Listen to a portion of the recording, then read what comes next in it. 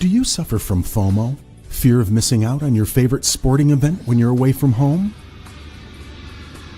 With IPVanish VPN, you don't have to worry about streaming content over unsafe or restricted Wi-Fi to watch your favorite events. IPVanish VPN allows you unlimited and secure streams to all your favorite sporting events. Don't let unsafe Wi-Fi and ISP throttling stop you from cheering on your home team or favorite athletes. Get IPVanish VPN now.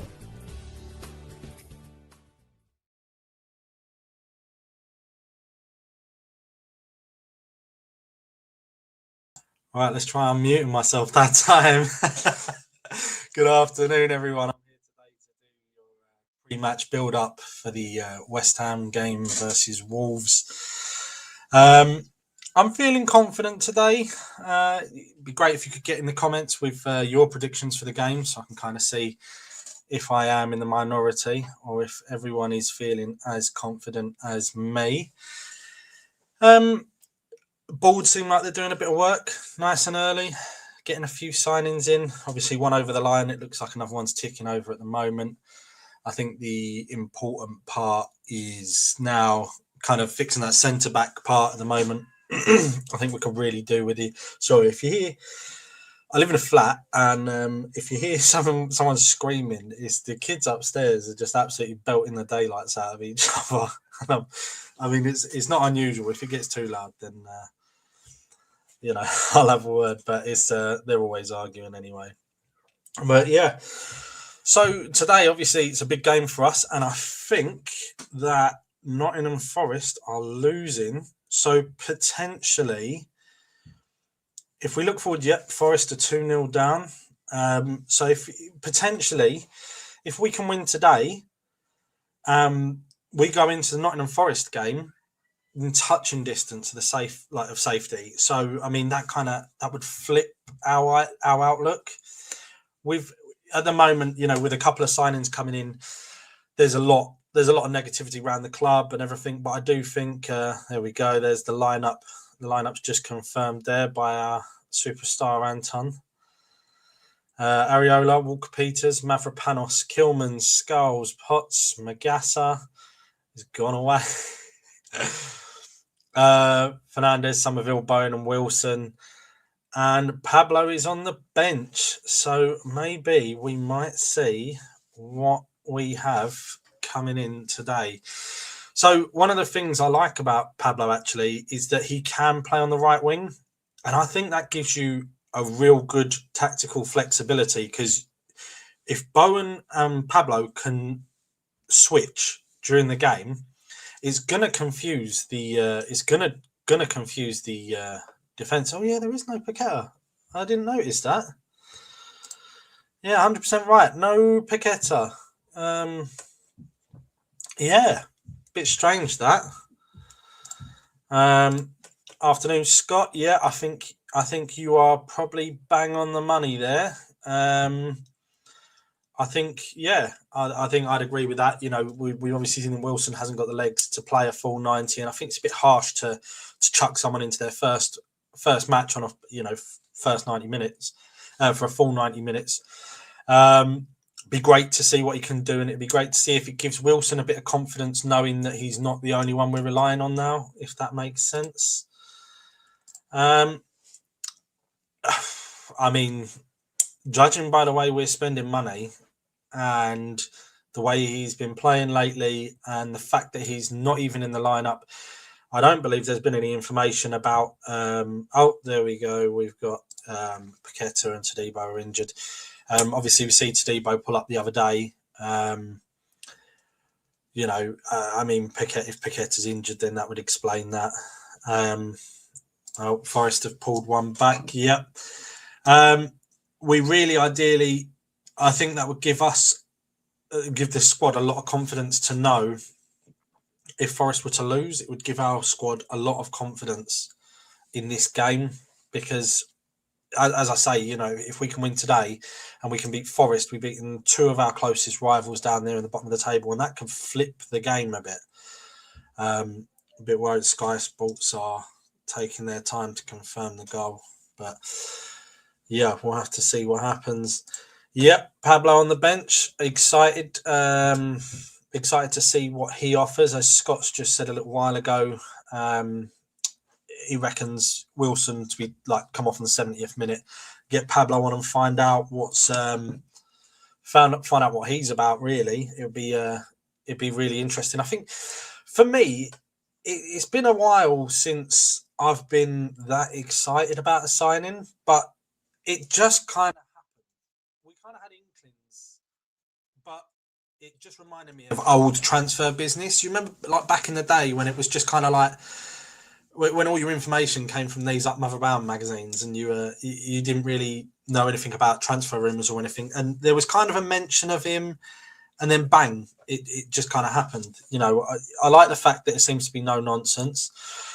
Yeah, Traore deal does look in doubt. However, it is early in the transfer window. They haven't got a lot of squad depth, and apparently Raheem Sterling has turned down West Ham to go to Fulham. So if that's true, Sterling would probably be the replacement for Traore, and then that would probably free him up to come to us, is what I would assume. I do think he's a good option off the bench. I know a lot of people. I know a lot of people disagree, like Mark, and I understand why you disagree, and I think that's one of the best things about doing this is that I can see the wide range of kind of supporters' opinions, and you know, I to some extent I understand completely why. And yeah, you're right. Yeah, you can't pay a fee for someone that doesn't want to stay when you go down. This is kind of my I mean, I'm probably in the minority here, but I'm more in the camp of I'd rather Traore than Sterling, because Sterling's injury record isn't great, and he's one of them players where his head goes. And I just feel like, for me, if I was a football player, obviously it's a short career. If I was a football player and I had a choice between sitting on the bench at Chelsea or coming and pulling my socks up on loan and having it out with West Ham, I would get out and play a bit of football, you know, put myself under pressure and show everyone what I'm about on loan.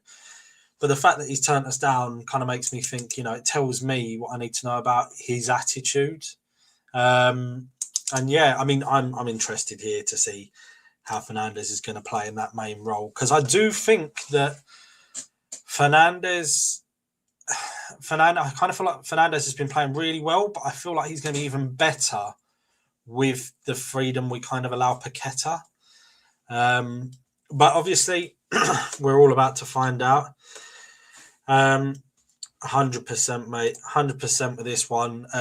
Their subs do show how much depth we're lacking, and exactly my thoughts towards Traore is that if you want to change a game, if you're a goal down, or if you're drawing, and you want to push for the win, bringing Guido Rodriguez on is not the one. It is not the one. And yeah, I mean, even when we had Füllkrug here, I mean, it's going to be interesting to see. It's magical that he's been unfit for all this time and he's been struggling with injury, but he manages to pass a medical. So, you know, I'll be interested to see how much he plays when he wants to play. But yeah. Yeah, it has become young and faster, and it is great to keep on bringing in young players. And I do think Pablo's going to be one that's going to build towards a West Ham squad. And I do think that Tati and Pablo playing up front together is going to be one to watch, because Pablo's got that right wing ability. So if he could drop off a bit, and Tati, you know, he can make stuff happen. He can make stuff happen. Afternoon, Jimmy. Thanks for tuning in, mate.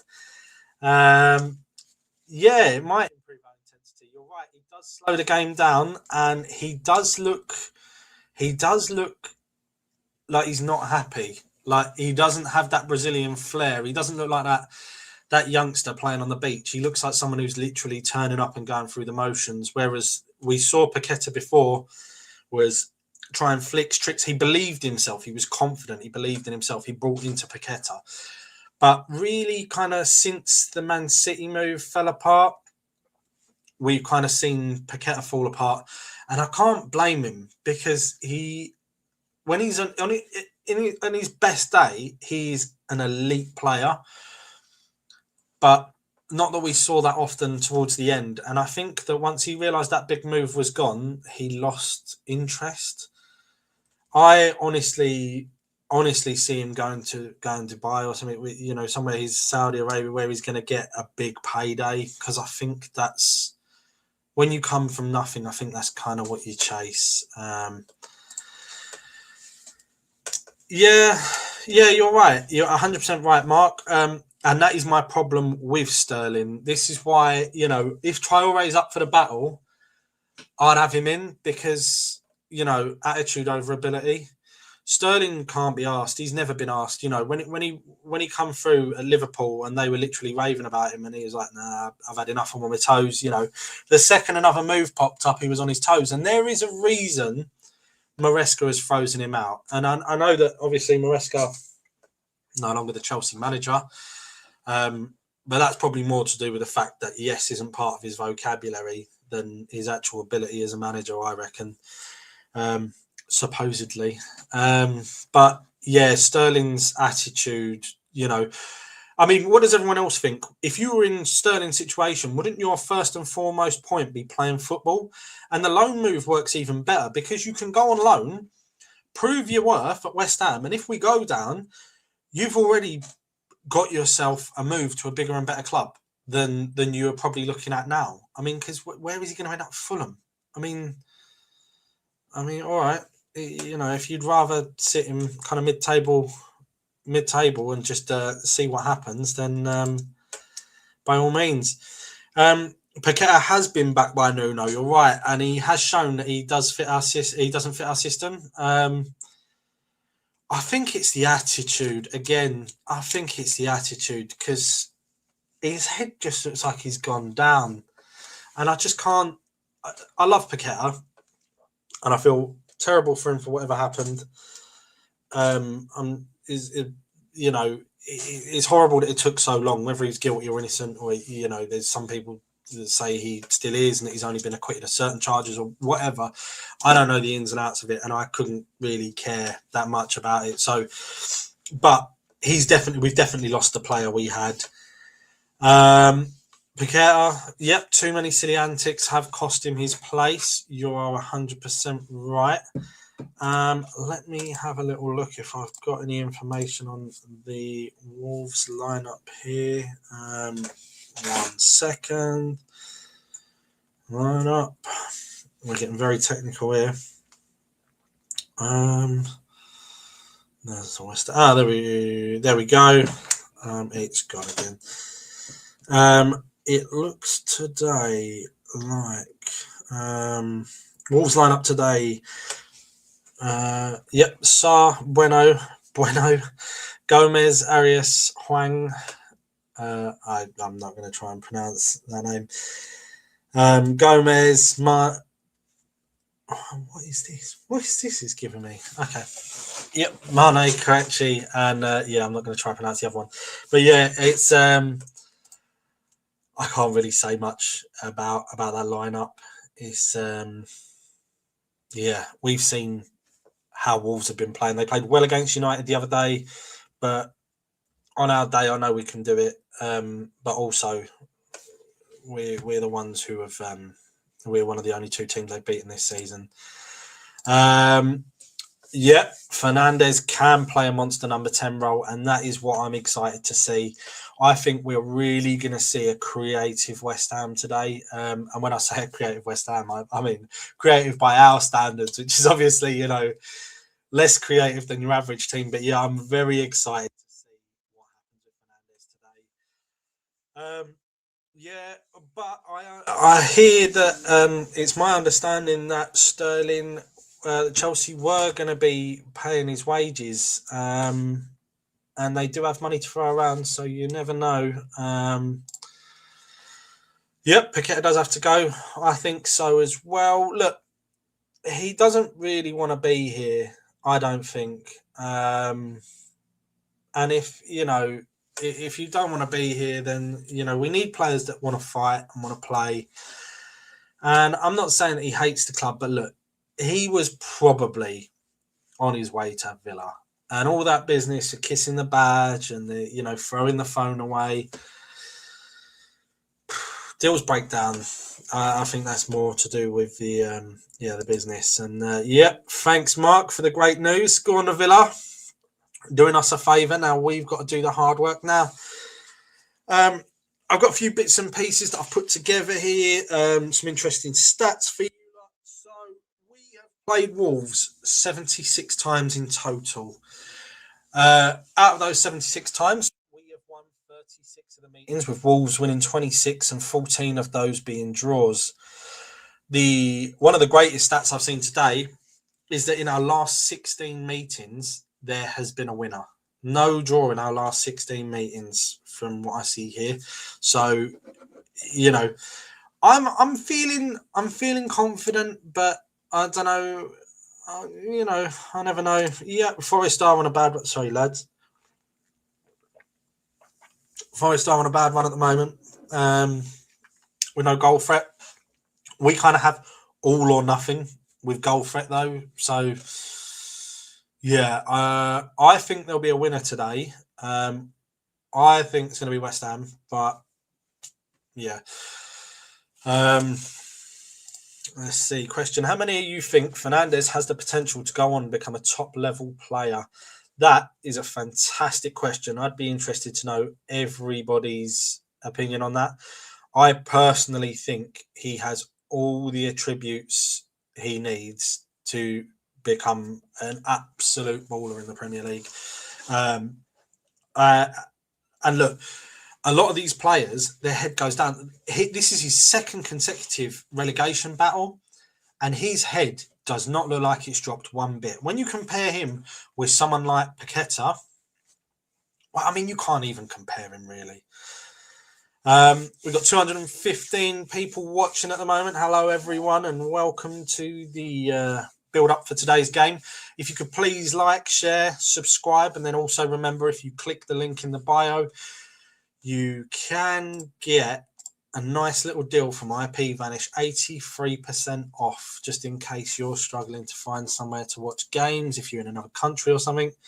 If you're struggling to get the games you want, click on 𝗪𝗏𝗃𝗃, great service. I use them all the time myself.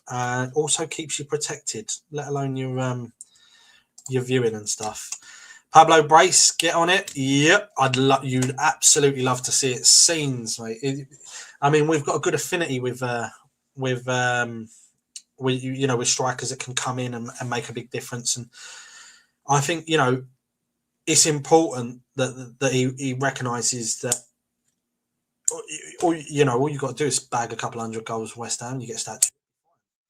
So once he sees a stadium, and even today, I'm quite glad that we're playing away, because our support away is for me a lot better than our home support, because of tourism and because that stadium is an absolute shithole.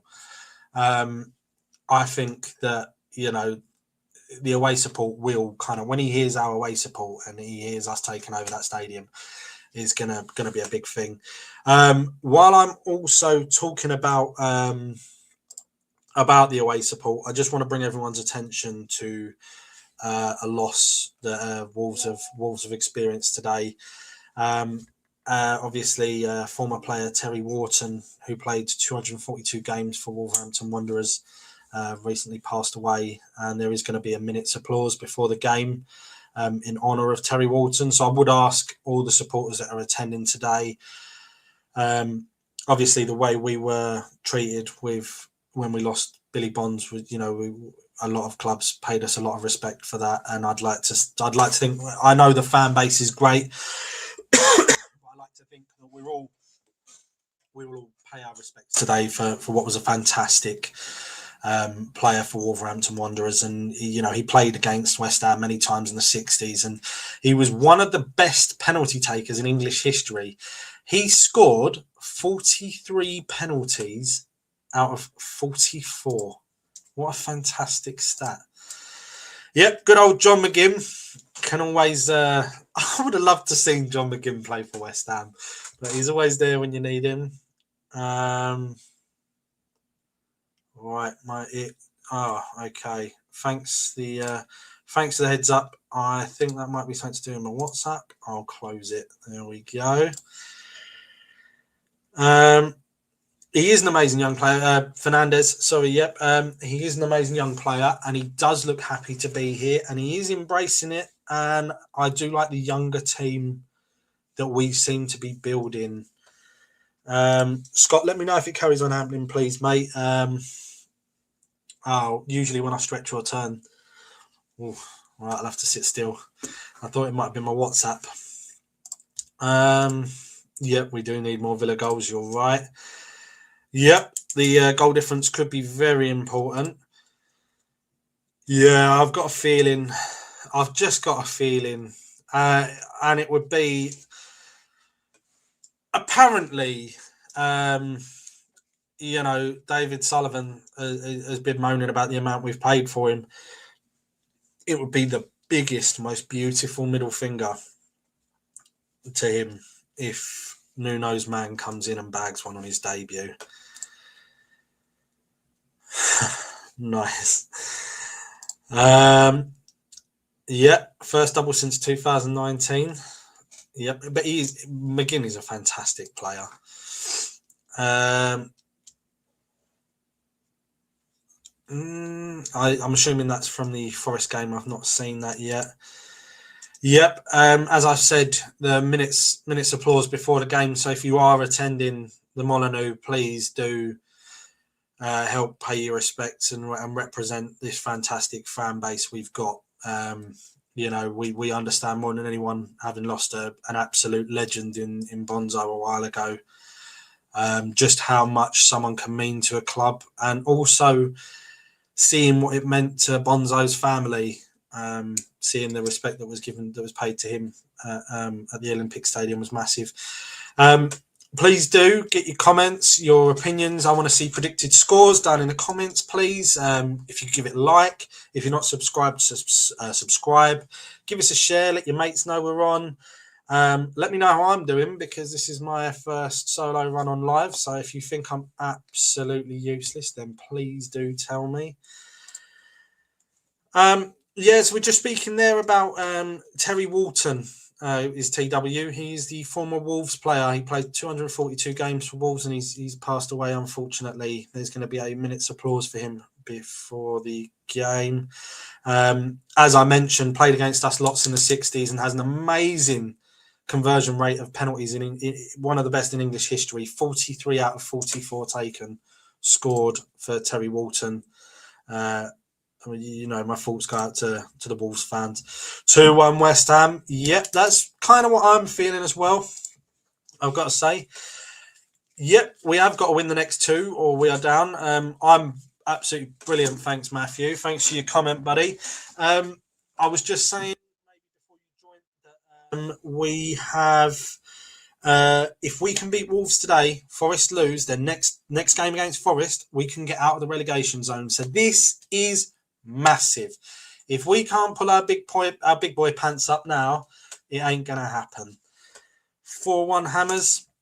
Oh, I would love that. I've actually got a stat for you here. Our highest ever win against Wolves was 4-0, and our biggest loss against them was 3-0. And Bowen has a spectacular record against Wolves. In 13 games, he scored 6 goals and 2 assists. This is the most goals he's got against another team. Jimmy, thanks a lot, mate. Cheers. Don't work too hard today, buddy. If you do, you'll be the only one in the building. Yeah, maybe Paketa is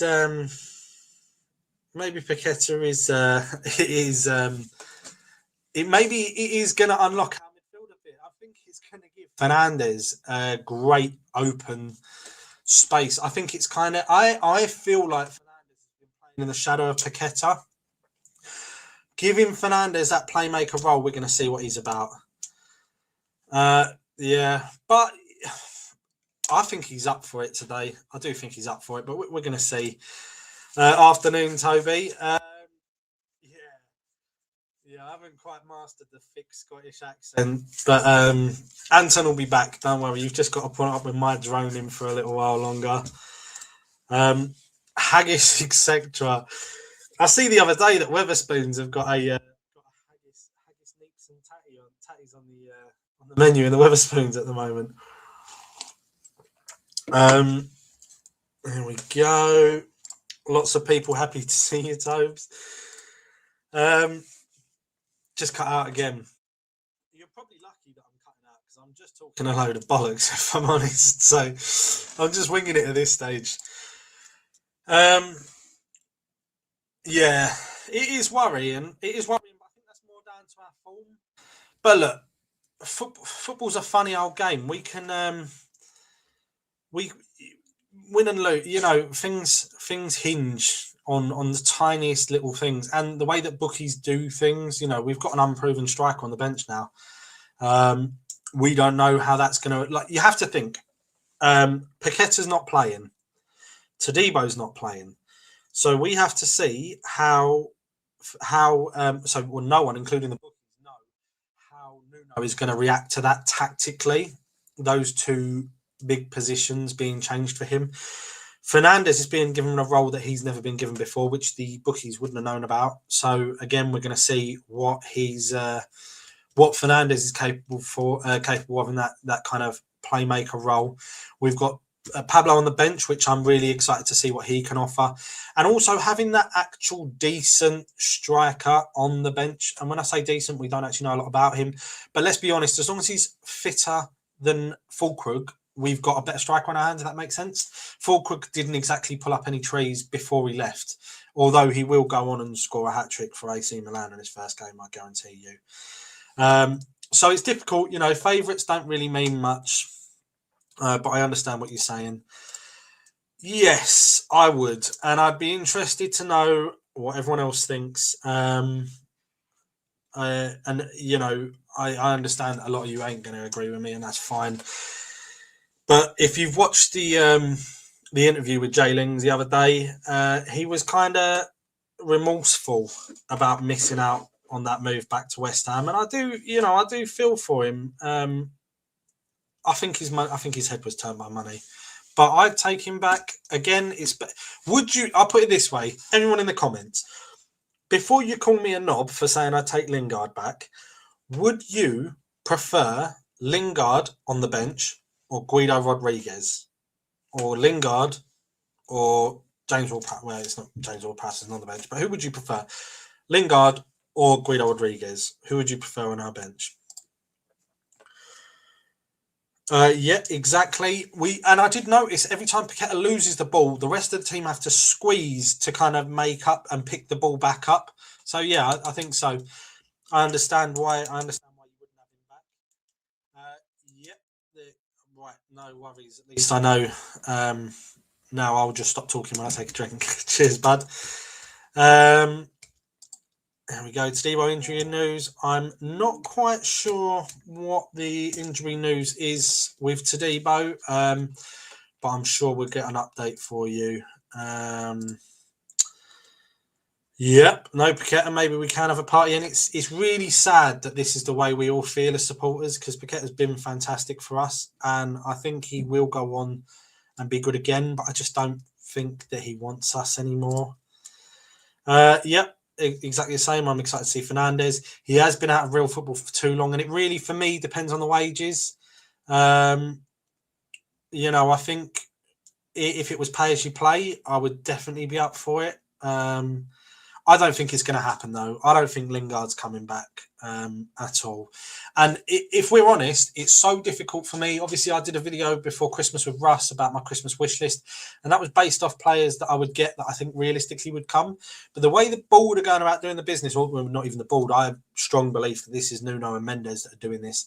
But the way we're going about our business, I do believe that we are going to make a lot of good signings, and I think we might see someone. If Paketa goes, I think we might see a new Cam coming in. I'm assuming that's Lingard. Well, most players, most people you can imagine can afford to be on 125k a week. I'd take that. No worries. I'd take that a year. Waiting to see if Fulkrug could come off injured, and yeah, well, we'll see what happens with Fulkrug, won't we? Sorry, got a pen. Yeah, no, he won't play for us again. He would be all right in the 10, but under Nuno, I don't think he'd work in the system. I love the threat he gives from set play, even though we've never really seen it at West Ham. Although, having said that, stat attack. Where are we? James Ward-Prowse in 2024 during our 2-1 win scored straight from a corner against Wolves, for those of you who remember it. I've got some other cool facts for you guys. In this fixture, Wolves in the Championship, January 15th, 2005, 17-year-old fresh-faced monster Mark Noble made his debut. We also have another couple of other Hammers who played for Wolves in that exact game where Noble made his debut. Bobby Zamora, he also played for Wolves and West Ham. He scored twice for us as we went down 4-2 after our part-time footballer and full-time snake Paul Ince scored for Wolves. So interesting to see there. Again, guys, if you look down the links in the bio, it's also there in the comment. 83% off ipVanish. If you are looking for a VPN, protect your data, protect your security. Don't let anyone. It's like having a net curtain up. You don't want no one peeking in your living room. So don't have the same with your ISPs having a look in and seeing what you're doing. It's got nothing to do with them. And also, if you need to watch football matches that you maybe can't watch, that could potentially help you. Let's have a look. Kilman in the last 10 minutes. Yeah, 100%. 100% right, Frog. Thanks for joining in, mate. Yeah, 100%. It's worrying. He sometimes looks like Bambi on ice, doesn't he? But who knows? Again, guys, get your ipVanish. Tatty is a 10 instead of Paketa. See, for me, I wouldn't mind seeing that, and I've kind of got this view, and let me know if you think I'm an absolute moron. But Pablo can play on the right, so I like the idea that if Bowen was to play up front, just for flexibility, we can move this around. But Bowen and Pablo can interchange between the right and the striker, the centre forward position, which would cause a bit of confusion for the defence and would kind of help us if we were being man marked out the game. So if we could have Bowen on the right, Pablo up front, interchanging with Tati playing as that number 10, kind of a false 9 in that mix. We've got 3 really great attacking players with Somerville bombing with his pace, picking the ball up. His progressive carries are really good. What I think we do need to see is by the way, I don't want to drop Fernandez for anyone as it goes, but we do need to see our kind of Freddie Potts and Magassa being allowed to break. We saw Magassa looks fantastic going forward, and I'm almost certain that Potts has that as well. But we're not really going to see it while we're playing such a low block. We have to go on the front foot from time to time. Yeah, I mean, I can't argue with that. You know, he's not been terrible, but again, Nuno's not going to let him in, is he? I agree that he's not a striker, but I like the idea of interchanging players because it does confuse defenders. It pulls markers out the way. So yeah, maybe not. I'm not saying we'll play him as a striker and that's his main role, but I would just like to see the fact that the 2 positions can interchange. That's kind of what I meant there. But yeah, I mean, no, if there's no point spending over 40 million on strikers and playing Bowen up front as our full-time striker. No, you're right. What have we got here? Looks like Villa will beat Forest, so small light has appeared for us today. Is a must win. Afternoon, Carlin. Yep, today is a must win. And as I keep saying, if we win today, then we go into that Forest game touching distance from safety. And I really think that that is important. Forest are still in Europe, I believe, so that is going to hinder them. The only thing that really worries me about Forest is Sean Dyche, because I do think he is the absolute governor of a gaffer.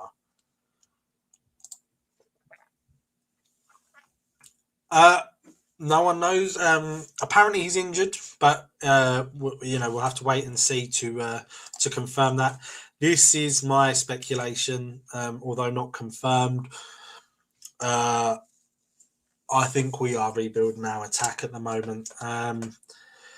Are there any other players that you guys would like to see in a West Ham shirt that maybe we haven't been linked with? Or, try and keep them realistic if you can, please, because, there's some players obviously we all want to see.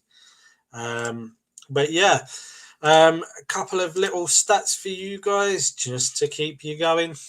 In all meetings against Wolves, we have scored 93 goals in total, conceding 83. And in our last 3, excluding friendly matches, we have won 3 and Wolves have won 2. As I said, there's been no draw in the last 16 meetings. I already touched on the fact that Mark Noble made his debut against Wolves on January 15th, 2005. In this fixture in the 1970s, Jeff Pike hit a shot off the crossbar which came down with such force and spin that the keeper thought it was safe and left it, and it just trickled backwards over the line. First time we ever met Wolves was in 1910 in the FA Cup. We went out 5-1 winners in that game. Again, Bones got a fantastic record against Wolves. And in 1958, West Ham had just been promoted to the old First Division, and our first home game was against the reigning champions, who were Wolverhampton Wanderers at the time, in front of a packed bowling ground. I miss that sound. Even that sentence, packed bowling ground. Oh, scenes. I wish I could just have it back for one night.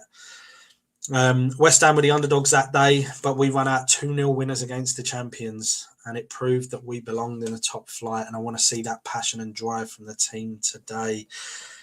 Right, let's have a look. Traore would be a good bench option again.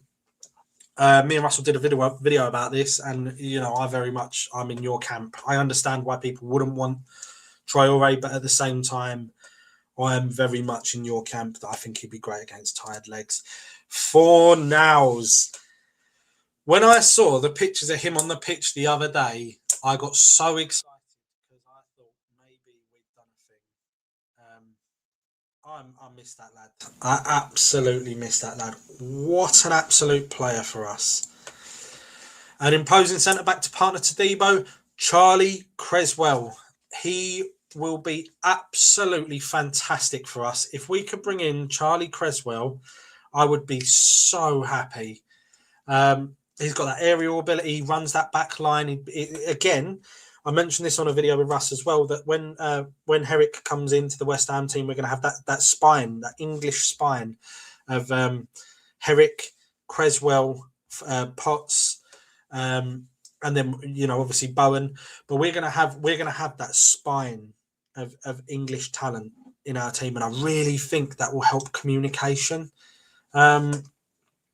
So yeah, but I'll see what happens. Can't see what problem Traore solves personally. I understand that, Frog. I just think that he's big, he's muscly, he's fast. He can cause all kinds of trouble. And I just think he is good against tired legs. But again, with the business we've done so far, 1, do we need Traore? And 2, are we actually looking at better players? So this one to watch. But no, Frog, if what's on offer at the moment, I'd take him, but he's not my ideal signing. No, you're right.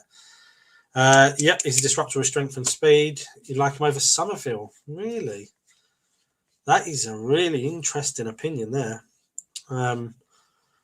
Fair play. I wish I shared your positivity, but yeah. Yeah, I already said, I already touched on this earlier, Carlin. But for me, the lad's not playing at all. If he wants to go Fulham, fair play. If he wants the mid-table mediocrity, no worries. At the moment, he's playing bugger all football at Chelsea. And if he's happy on a youth team training ground on his Larry, instead of coming pulling his socks up and proving his balls in a relegation battle, then jog on, mate, because we only really want fighters. Yeah, 7 million. I'll tell you where you can stick your 7 million. Traore is not a £7 million player, and like the window cleaner said to the vicar, like the nun said to the vicar after the window cleaner caught him, someone must have seen you coming. Yep, we've been lucky so far. This is another thing that I like about Pablo, is because I have been worried all season what happens if something was to happen to Bowen. Yep, 2 to 3 years away, I agree. But I think we're going to start seeing him integrated fairly soon. Yep, 100%. I would absolutely love to see Cresswell come in, and I really think he would fix up that back line big time. Yep. The Diddy oil. Here's your man. You've got to give massive shout outs, by the way, massive shout outs to Ben. Everyone, if you are watching, no matter where you're watching from, please give kudos to Ben. Ben, top notch, mate. Thank you so much. And stay on with me, please. Stay on with me. Yeah, no worries. What was what's the chat? Well, listen, I'm going straight for the point. Paketa's not there. He's not in the matchday squad. Could be an injury. Nothing was mentioned in his presser. But Fernandez in that number 10 role, and in actual fact, if you, and I'm not saying you have, and if any of you have watched my predicted 11, I said that I would have preferred to have seen Fernandez in that number 10 role, because I definitely think there's a baller there that's capable of doing it and will track back. And I'm telling you now, Ben, and it's so harsh to say what I'm about to say, but when Fernandez leaves West Ham, right? When he does, he will go to a really big team, and he will play in that number 10 role. Do you know, for me, and I think this is probably going to be really divisive, I see a Real Madrid number 10 there. Honestly, I'm not even. I don't think that's an exaggeration. I think he's capable. I really, really, really think he's capable, and this is why I like what we've done by signing. I mean, look at the midfield now. Look at the kind of average age. Apart, take Callum Wilson out of the equation. It's tough to do that, but look at Potts, Magassa, Fernandez, Bowen, Somerville. That brings the average age quite dramatic down, right, of West Ham. But look at that team 4 or 5 years ago. See if we'd have done stuff like this 4 or 5 years ago by bringing in little bits and bobs in and around the squads that we had.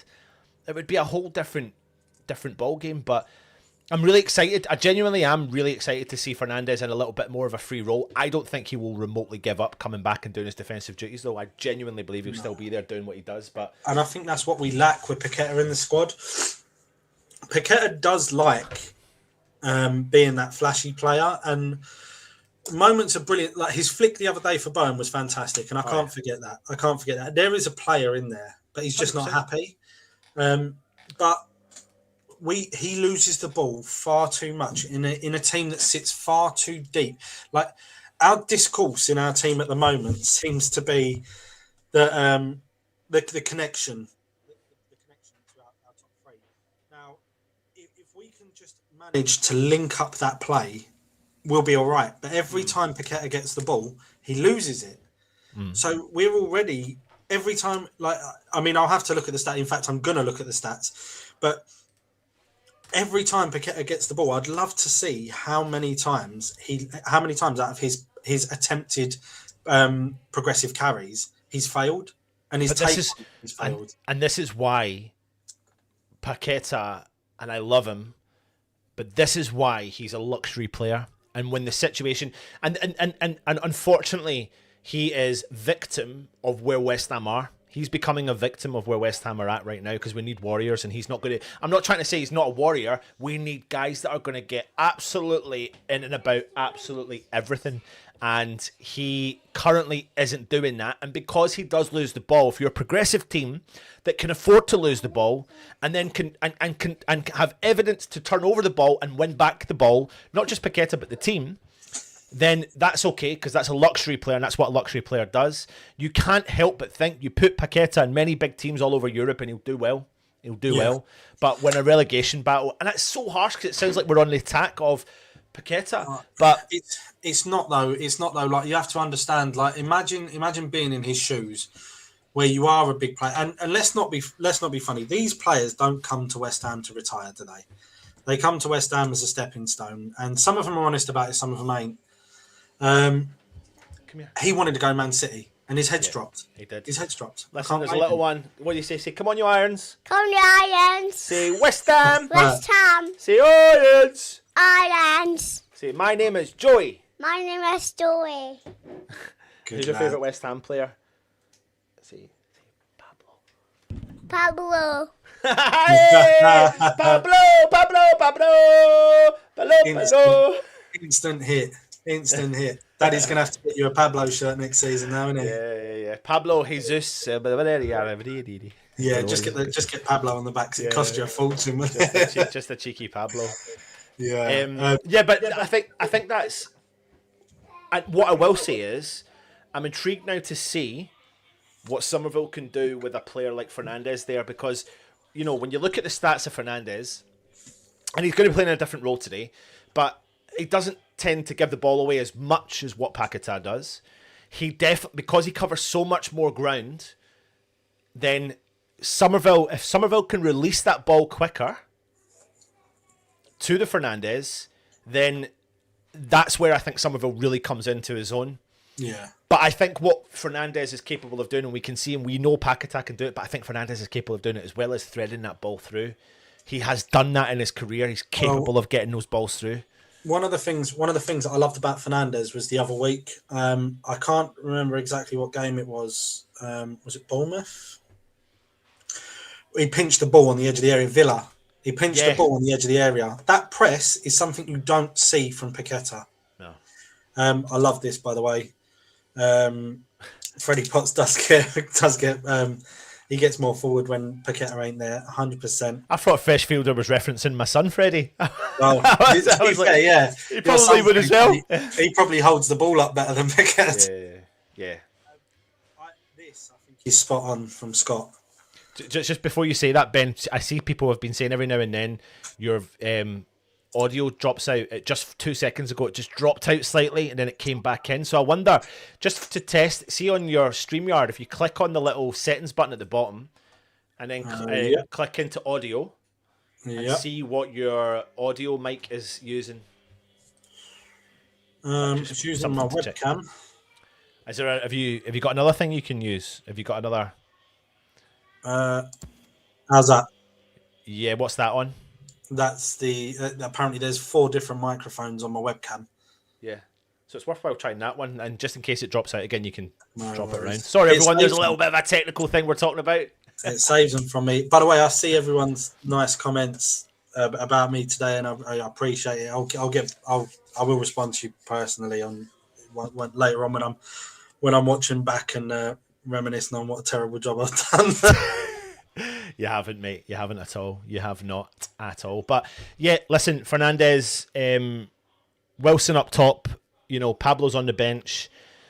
I said in the predicted video that I expected that, but I am all for throwing some people in. I think this is where sometimes West Ham have failed to get momentum for players that just sign. And I always I use one player in particular, Skimakka. When Skimakka came to the club, Moyes did not play him from the off. And I think it was like 4 or 5 games in before we really got to see a little bit of Skimakka. But then you look around all the other clubs in the Premier League that season in particular, and I think we signed, correct me if I'm wrong, I think we signed Skimakka the year that Man City signed Haaland. Now, I know Haaland's a different level, right? But there was no doubts amongst the fact that Man City were going to play Haaland from the start of the season when they signed him. Now, Pablo comes playing recent football. You know, he's not playing football. He's very active in the game right now and coming off the back of scoring goals. Equally though, Wilson's been performing really well. And I do think obviously now we're going to have a like-for-like replacement. And I think very quickly you might start to see the transition into Pablo moving into the starting position right now. But what's interesting, obviously, we've got Tutti coming in as well, and we'll have to see how this dynamics work with this team, because we're going to need warriors, Ben. Warriors. Yeah, My cousin's just come in there predicting a 12-0 Wolves win. Is that Nathan Tonks? Yeah, he's a Leeds supporter. He's a proper bell end. Who's the batty boy? Who's the batty boy? David Batty. Yeah, no. Yeah, I feel like Moyes couldn't really. I feel like he never really wanted Scamacca though. No, he didn't. He didn't. And I feel like Moyes. I'm starting to see a lot more of it now. It's becoming more and more popular now that teams don't play with a striker. And I kind of think that's how Moyes prefers to play. Look, I think we were talking about in the group the other day that it's been a long process of trying to find the right striker, and it's worrying that we buy strikers and don't play to their strengths. But I've got a feeling we're going to now. Here's child number one, Freddie. Hi. Big man. He can't hear you. Say, come. What do you say when West Ham are playing? Come on, your irons. Good lad. Good lad. Freddie's. You gonna watch it with Dad? He'd be happy to hear Dad anyway, wouldn't he? What are you playing? Doing my Lego. He's doing some Lego. So you'd rather choose playing some Lego than watching West Ham right now. But remember, this is the geezer that's travelled with me all over the country to watch West Ham. We haven't been for a year now, but yeah, that wouldn't be a bad shout for a YouTube video if we can get Freddie building an Olympic stadium. Get Freddie building an Olympic stadium. What? Who's going to win? Well, West Ham or Wolves? I feel like West Ham are going to win this one. What score? Then 2-1. 2-1. We'll take that right now. Solid. Take that right now. Pablo off the bench. What? Pablo off the bench. I don't know. Scores a goal off the bench. I don't know. Don't know. Oh, no. Kelly's in the house. Kelly, Freddie, my sister's in the house. Where is she? Or is it Ed? I don't know who it is, but anyway, there you go. If Dad's watching, sorry Ben, I'm taking over here. If Dad's watching, I hope you're okay, Dad. I hope you're okay, Dad. If you are watching, go for it. Frog wants. There you go. Frog wants a new stadium built of Lego, and Mark's also off to play with his Lego as well now. Oh, sorry Ben, I'll let you carry on, mate. No. It's I think that we spent so much time just like this is where I think you see the Sullivan effect. He honestly, like I've mentioned it before, I listened to the Simon Jordan's audiobook a little while ago, and he was saying about dealing with David Sullivan, and he was saying what a tosser he is, and he just to reaffirm, but he said to choose football players, and I think there was a rumor before that Jack Sullivan bought a player, got him to buy a player because he used him on FIFA. And sometimes that's what he looks like when he buys a striker. Yep. But yeah, Somerville just cut in and scored today.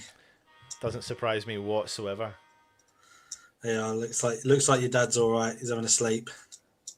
Oh, that's cool, man. He's got to drink his water, everyone. He's got to drink his water. So he's drank 1 litre of water and he's having a little nap before the West Ham game as well. So he's only around the corner, but it's good that he's home. We've got him, not permanently got him home, but he is home just for the day, chilling out in the house, which is good. And things we love to see. Defensively, Dinos in instead of Debo. Disappointing that he's not available. Obviously picking up a bit of a knock. But it's clear we need to do a bit of a defensive overhaul in it, Ben. 𝗪𝗏𝗃𝗀𝗃. Nathan will be happy about this as well because he reckons that Leeds have got a sell on. They get a bit of money from it. 𝗪𝗏𝗃𝗀𝗃, absolute monster. Exactly what we need. And for me, even in today's lineup, if Cresswell was here, without a doubt, Kilman's gone. I'd get Kilman out of that lineup as quick as possible. Yeah, I think out of the lineup, yeah. I don't think. Do you mean like sold? Well, yeah, potentially. I think I've seen enough of him. I really don't like being this negative towards a player, but every time the ball goes near him, he shits the bed. The handball against Bournemouth, that fucked me off. The penalty last weekend, that and I even touched on this on the breakdown. Discipline-wise, we were fantastic the other day against Brighton. Unfortunately, 2 of the fouls we made was Paketa deciding that he's a rugby player now, and Kilman just not paying attention. And Gary O'Neill warned us about this. He can't pay attention. we are so lucky we didn't sign Aaron Ramsdale, because the pair of them would be playing fucking tiddlywinks at the centre at the back. I'm telling you, a pair of them, they can't pay attention. Yeah. No, I know. It's an interesting one. It's clearly an area we need to strengthen, and it sounds like West Ham are probably going to work down that route now once we get our attackers in the door. Charlie Creswell does look like he's got a bit that element of no nonsense. I think we're lacking that, and clearly Igor is not going to feature. Clearly his days at West Ham are numbered before they even ever started. As well, I'm just trying to see if I've definitely got that line up right. It looks like that's probably the setup West Ham are going to go for, isn't it? Yeah. In that position. So, clearly we need to bring someone in. You know, I think we screwed up the summer window. The last windows, as we know, as a West Ham fan, have been terrible. Sorry, 2 seconds, mate. No. Oh, brilliant, good man, Joey. Look at that, homemade cookies, Joey. Good lad. Yeah. Oh, what's this? Oh God, a hot chocolate. Oh my gosh, a hot chocolate as well. Oh, look at that treatment. In my West Ham cup. Look at that Coffee, treatment. a hot chocolate, a cookie, a glass of water. What more could you ask for? Right, listen, sorry. Before you jump into that comment, can everyone right now, if you are watching, I'm asking you all to say hi to my dad. His name is Jim. Some of you know him, some of you don't know him. Please, all in the comments right now, spam it and say, "Get well soon, Jim." Get well soon, Jim, please. I hope you do over to get you, well Ben. soon as well, Jim, mate. And I hope West Ham can stay up and keep you happy. Go on, Ben, I'll let you do that comment. I missed that one, sorry. Yeah, obviously Nathan's a lead supporter. He's you've seen the mug, have you? Do you know what's funny? So my mug is from Hammers. I know. Right? So but yesterday my mother-in-law was up for Christmas. Yesterday I was sitting there drinking out of it, and I said to her, I was like, "Fucking hell, Liz, that's a bit of a flattering mug for you to be using, isn't it?" And she hadn't even noticed, but yeah. Jim, Let me read put these comments up quickly, Ben. Sorry. Get well soon, Jim. Hi, Jim. Get well soon. Get well soon from Freshfielder. Get well soon, Jim. There you go, Dad. Look at that. Much more motivation than that. This is the best one for you now, Dad. Happy New Year, Jim. You drinking that fucking Walton, mate? You drinking that fucking Walter? Words and prayers, Jim. You're in my prayers. You'll be fighting fit soon. Much appreciated, everyone.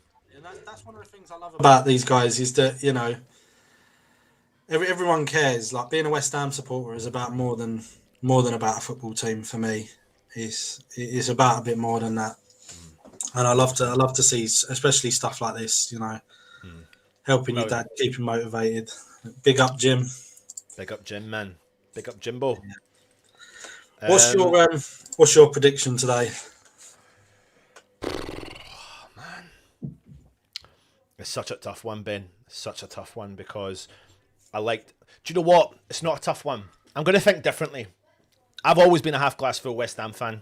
And over the last year, that's dwindled and switched into a half-glass empty West Ham fan. And that's never been me.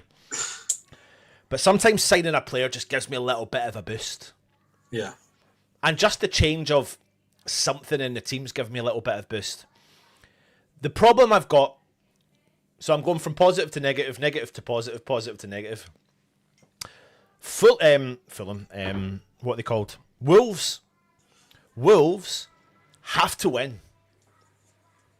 Every game for Wolves is a must-win game because they've got so much ground to catch up on. Wolves will 100 million% know that they can get a result against West Ham today at home. Larson knows he can probably fancy a goal against West Ham because apparently West Ham were going to sign him. So there's going to be points to prove for this Wolves team who have already beaten West Ham this season in the League Cup. Or that last season, I can't remember what it was. No, it was this season. We're one of the only two teams they've actually beaten this season. Yeah. So I think I think with the changes and seeing Fernandez through the middle 10, I'm quite excited about that. Quite happy that he's there. I'm probably going to go down the route where Freddie went, 2-1 West Ham. I think what we need to see today, Ben, is minimum requirement is the performance-ish minimum, the minimum. And I'm saying I don't even really want that minimum performance of what we had against Brighton. I want to see a rocket up their asses from the Brighton game. I want to see West Ham go at Wolves from the off. And I know that they can. I know they can get at us. I know they can get at us, but I know we can get at them. Yeah. We've got energy and we've got legs. And we've got Wilson, who's capable of putting the ball in the back of the net. And we've also got an option off the bench now. Which is good to have. And I've just banged it there again in the comments. It's really important to me with what happened with Bonzo the other week and the respect we were shown by our Premier League counterparts, that anyone going to the game is aware that there's going to be a minute's applause before the game for Terry Walton, who passed away, unfortunately, very recently. Played against West Ham many times in the 60s and has an amazing stat. One of the best conversion rates for penalties in English football. He scored 43 out of 44 penalties. Yeah. What a stat. Yeah, absolutely. 100%. Yeah. What are your thoughts? What I was just going to say, what's your kind of take on it? I'm going for 3-1 West Ham. Oof, I'll take that right. I think Pablo's going to come on net one, and I don't think it'll be a deciding goal, but I do think he's going to come on a net. I've just got this feeling. It's his birthday yesterday. He's made his big move to the Premier League. He's been pretty good abroad, and I feel like sometimes when you need stuff the most, it happens. And I feel like us fans really need not just a win, but we need to see a new striker come in. Ben, give me 2 seconds, mate. You carry on. Yeah, we just need to kind of get to the point where we've got a striker who comes in and hits the ground running. I really do think we're going to see that. Has anyone got any first goal scorer tips for me so I can jump on Paddy Power? That'd be great. Back up here, we got there we go, 3-1 West Ham, 2-0 West Ham, 3-1 West Ham. I don't think we're going to get a clean sheet because we haven't had one for a long time, but I'd love to see it. Bring on Pablo, yep, 100%. East London, of course. Afternoon from Lexington, Kentucky. Come on, you Irons. Why Americans love our club, don't they? I've got no idea the affinity that Americans have for our club. Yeah. But thanks for the support. Here we go, another 3-0 West Ham. But again, do you reckon we get a clean sheet today? You don't. I mean, obviously you said 2-1, but what do you reckon our chances are?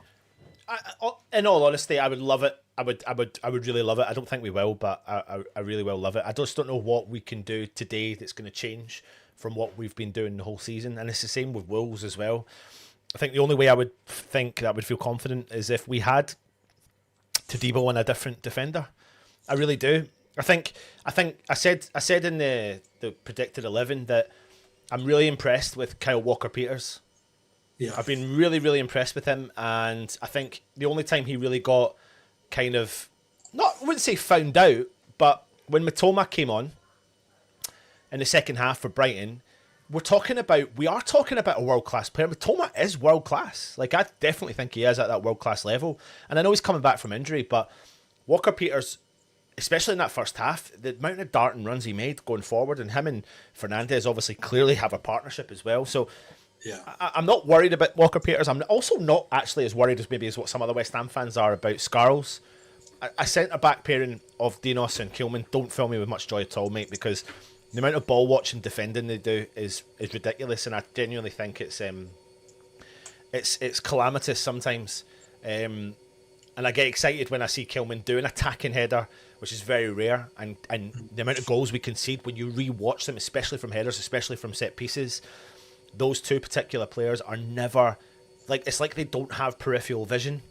They make a choice and they just go with it. They never get in front of their man. They never get in front of their man, or they don't mark their man. In actual fact, see if they do get in front of their man, they always mistime the run and the jump. But the attacker that they're marking is just knows when to relax and it comes down to peripheral vision. And I'm not trying to sit here and say but in the world of football, right? Especially in the modern game, you need peripheral vision more than you've ever had it in your life. That's how some of the best players can, like, that's how, when Paketa on his day, back when he was at AC Milan, back when West Ham signed him, back at the start of his career with West Ham, some of his best play came really deep because he had peripheral vision. He could take on 2 or 3 players, no problem at all, really tight spaces. My issue with Kilman and Dinos is they have no peripheral vision. Yeah. And it really does impact their game, and they just go bang. The ball's coming in, they're just ball watching, and they don't forget the player. And it kind of worries me, that side of things. So I don't think we'll keep a clean sheet. I really would love us to. I'd like to be proven wrong today, and fingers crossed I can be proven wrong, but I don't know if I will.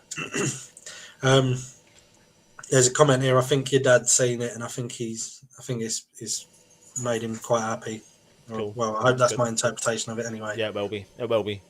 It will be. Yeah. Everyone's with you, big Jim, mate. Everyone's with you. When you went off just a second ago, I was we got someone here from Lexington, Kentucky, and I was asking about what the affinity is between Americans and West Ham. I don't understand it. So we got Gaza popping up here. Horrible foreign fans coming over here with their wallets.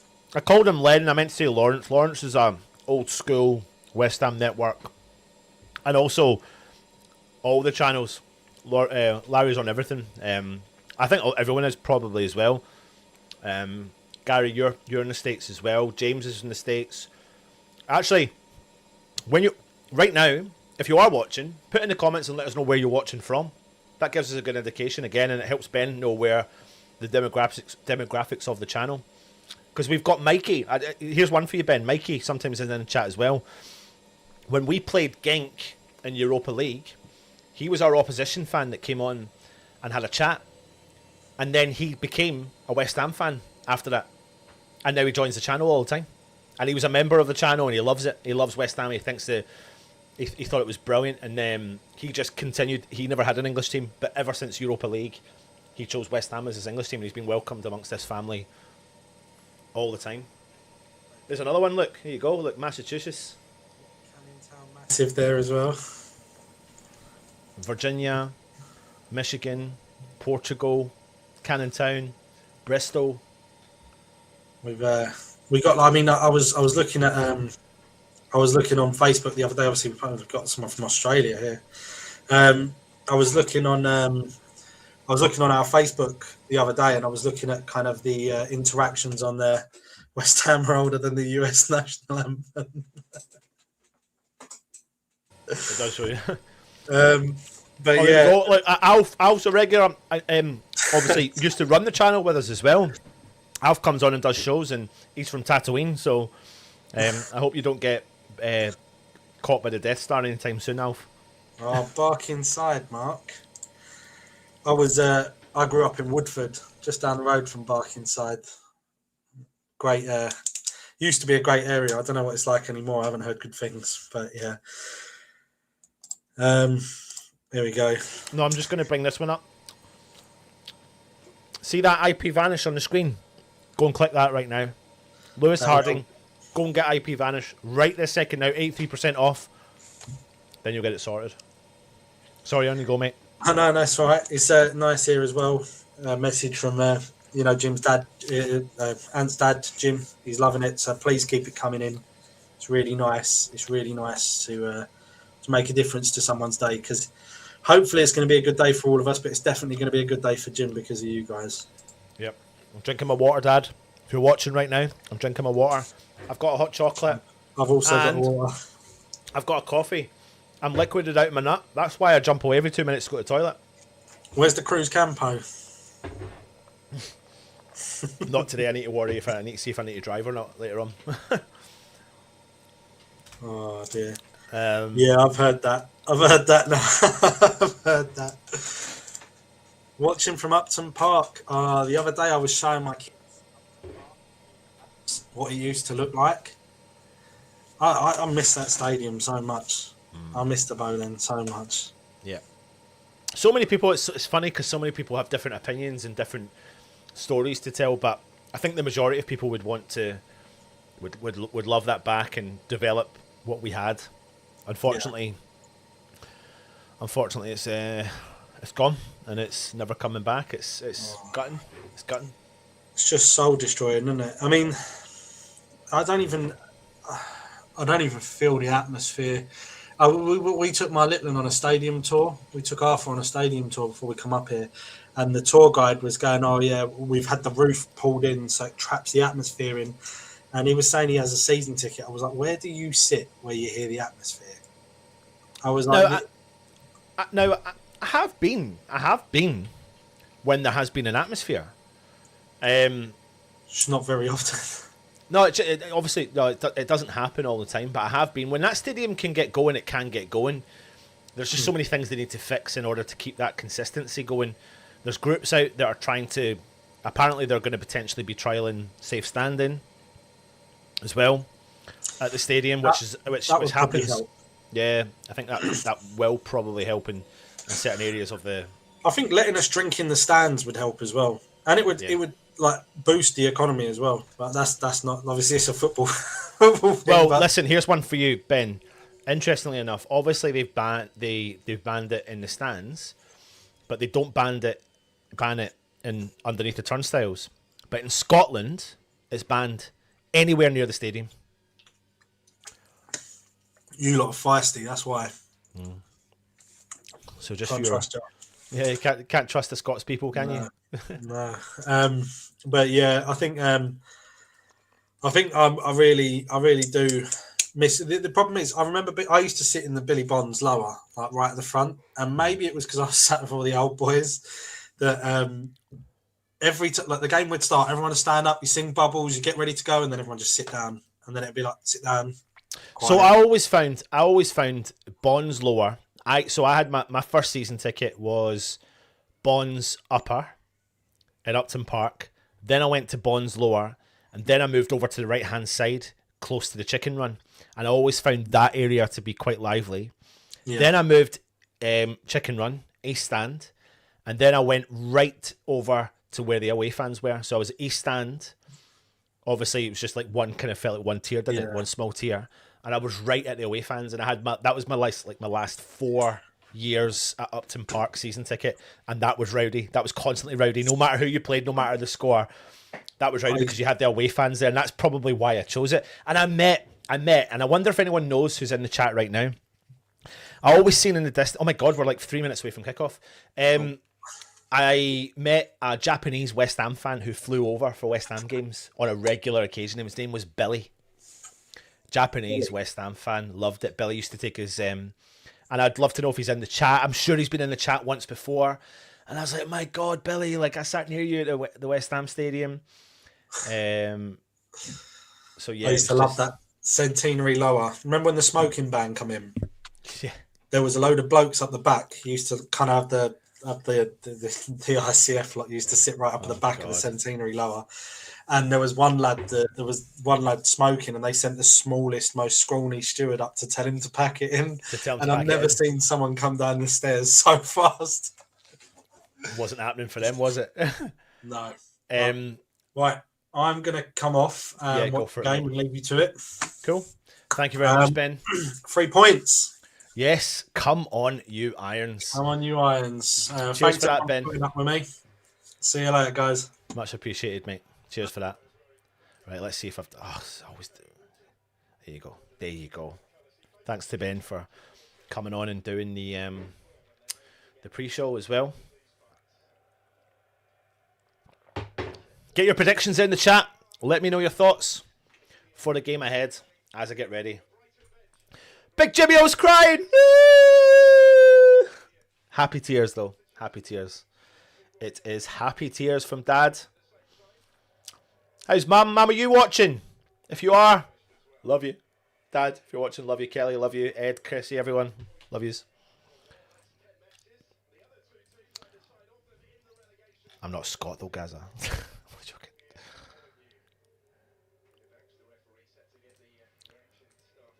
We are about to kick off.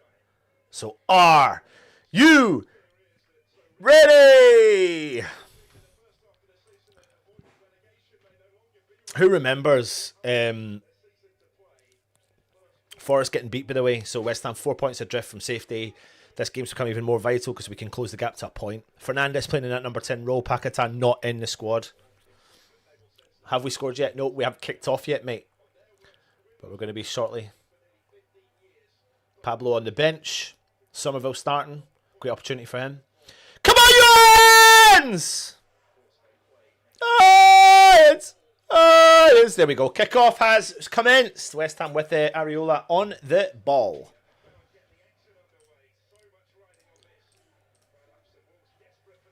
Hello, hello, hello. Hope you're well. Thanks for joining us. Joey's just walked in the room. You alright, son? Yeah. Did you have your hot chocolate? Yeah. Got some of Daddy's. Yeah, no. West Ham have got the ball with 𝗪𝗏𝗀𝗀𝗀. Kyle Walker-Peters. Down that right hand side. Ball for Wilson. Drops it into 𝗪𝗏𝗀𝗀. 𝗪𝗏𝗀𝗀 back to KWP. Oh, you're changing the colour of that. As Wolves regain possession and play the ball back to their keeper. Come on, you Ërns. Jens. Oh, West Ham have regained though. Deep in the Wolves half. Plays the ball to the edge of the box. Potts skips by one. Falls down. Crosses it in. Scarles regains possession. But I tell you what, if Potts doesn't dispossess that ball, that'd probably be a penalty. Potts on the ball. West Ham playing a high press. Scarles down the left-hand side. It's back with Potts. Fernandez drops in, collects it. He sprays the ball over far right-hand side for Walker-Peters, but then Wolves regain possession deep in their own half. Do a step over, plays the ball back to their centre-half. Heavy touch from him, back to the keeper. Ball over to the corner flag for Wolves. Wolves go for a big clearance upfield. West Ham tried to press, but the Wolves player does get a hold of it. West Ham regain though with Walker-Peters is playing quite an advanced role, but he does lose the ball. That's good from Dinos. Well done from him. 𝗪𝗏𝗀𝗀𝗀 skips by one, loses it, fouled. West Ham free kick. Stem. Oh, yes.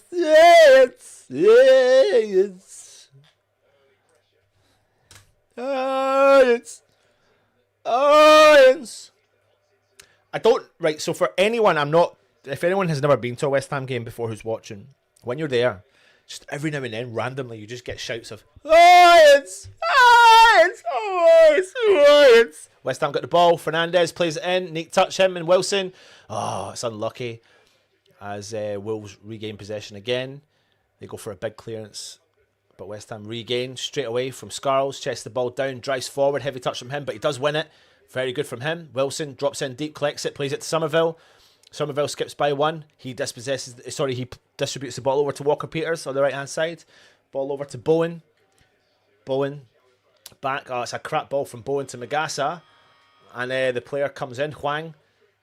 He drives forward. Tries to skip by one of our players. Still comes out with the ball. Plays the ball. 𝗪𝗏𝗀𝗀𝗀𝗀 reads that. I tell you what, if the Wolves player continues into that space, he would have had loads of time in the shot. But Bowen cannot get his foot wrapped around that ball neatly enough. And now come Wolves on the counter again. Skips by one. Walker-Peters is there. Referee hasn't blown up, and Walker-Peters regains possession for West Ham as Wolves were looking for a free kick. 𝗪𝗏𝗀𝗀𝗀 drives forward down the right hand side, cuts the ball up over the top. Wolves come in, collect it. Ball goes out, and it is a Wolves throw in.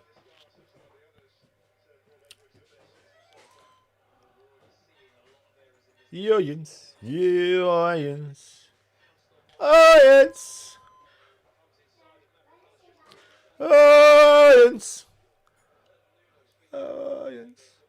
Wolves have got the ball in the back line. They play the ball forward. 𝗪𝗏𝗀𝗀𝗀𝗀 comes in, tries to commit, but Wolves drop the shoulders. They drive forward down that left-hand side. Hwang inside the 18-yard box, put it on the left foot, cross it in low. 1-0 Wolves. 1-0 Wolves. I am not remotely joking you. It's one attack, one goal, and it's 1-0 Wolves. Yes, you have heard me correctly.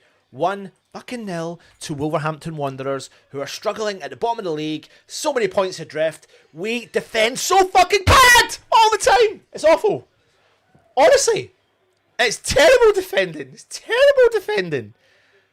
It's honestly so terrible. It's honestly so wide open in the back line. Honestly, 𝗪𝗏𝗀𝗀𝗀𝗀 makes the commitment to get the ball as the Wolves player drives forward. They're not even marking the players. Kilman, let me see. How can he get in front of them? Oh my God, who's marking him? Oh my God, he's unchallenged and unmarked in the middle of the park, in the middle of the fucking box, right at our goal line. Just puts the ball in the back of the net and it's 1-0 Wolves, and I am not joking, it's fucking 1-0 Wolves.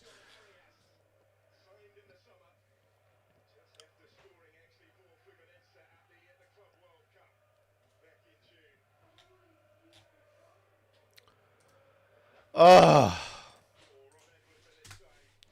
West Ham come on the attack with Walker-Peters. We need to get a hold of it. The thing I've noticed already in the first couple of minutes is that we're actually not getting a hold of that ball and can't keep a hold of it. But there's an energy right now straight from the off from Wolves, and you can see that they've got a little bit of momentum, but Nuno needs to react. And what did I say to you, Ben, man? I said that we wouldn't hold on to a fucking win, would we? A lead? What do you call it? Clean sheet.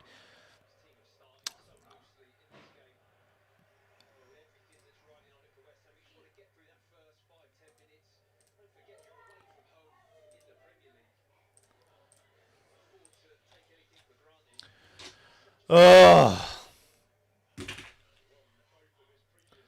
proper naughty, not utter balls.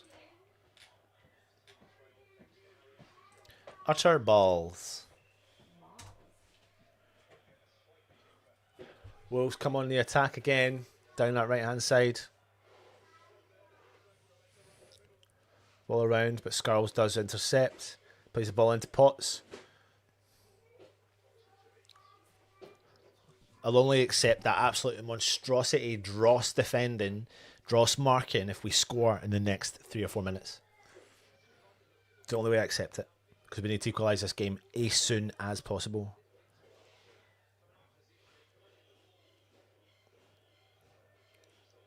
I don't want to see us sitting back and it's a neat ball for 𝗪𝗏𝗃 inside the 18, skips by one, shoot. Oh, he doesn't fucking shoot!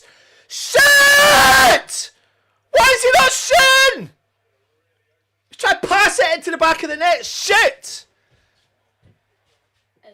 Sorry. Sorry. Sorry, children.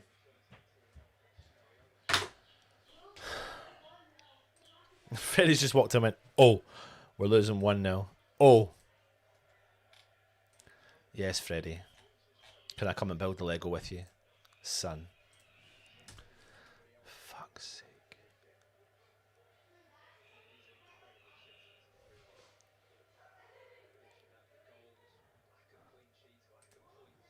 Let's see if this works.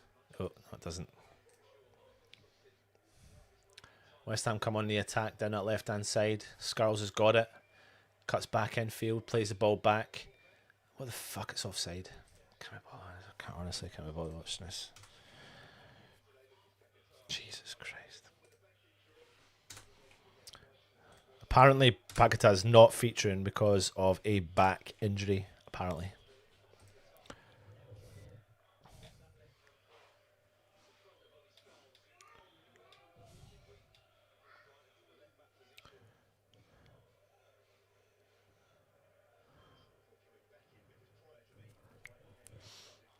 If you are new around here, go and check out 𝗪𝗏𝗃𝗃 in the description, in the chat.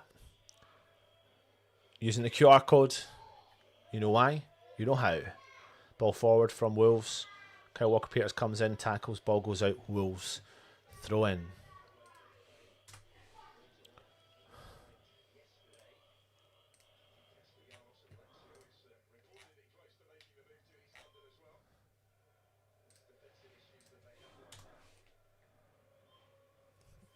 Even, I mean, the commentators are just saying, obviously, like, Tutti is coming in. But we've got the defensive problems right now. It's so true.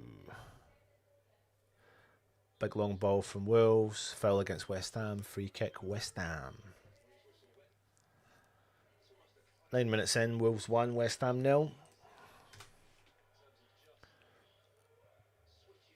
Ball forward. 𝗪𝗏𝗃𝗃 collects it. Tries to skip by a Wolves player. Ball's intercepted. Ball goes out. West Ham. West Ham throw in.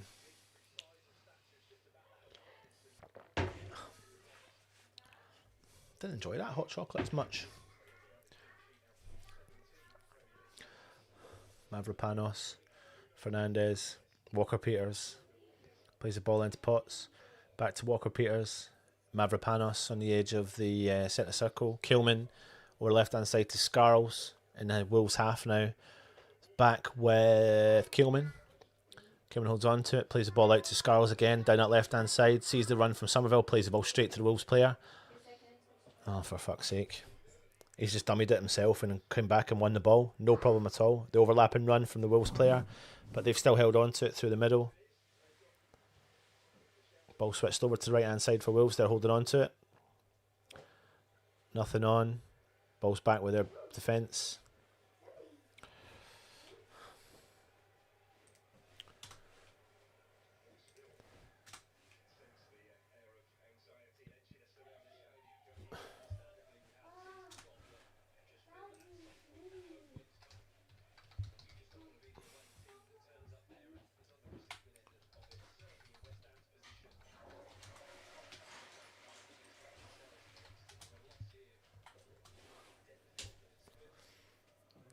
Commentator saying a loss here would dent the confidence a bit. I think it would dent more than the bloody confidence a bit, mate.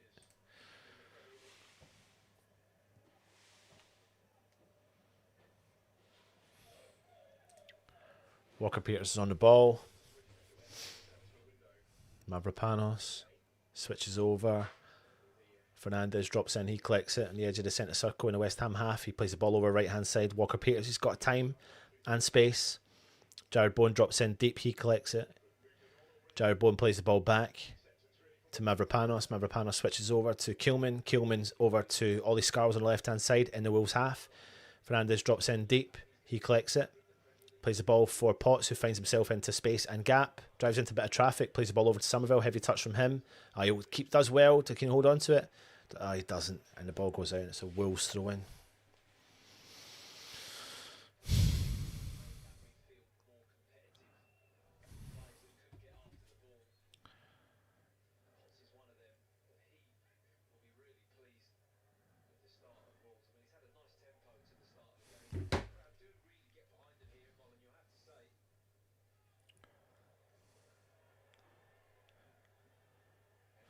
Arias is the goal scorer for Wolves, by the way. Oh, there you go. West Ham have got possession. Walker-Peters down the right hand side.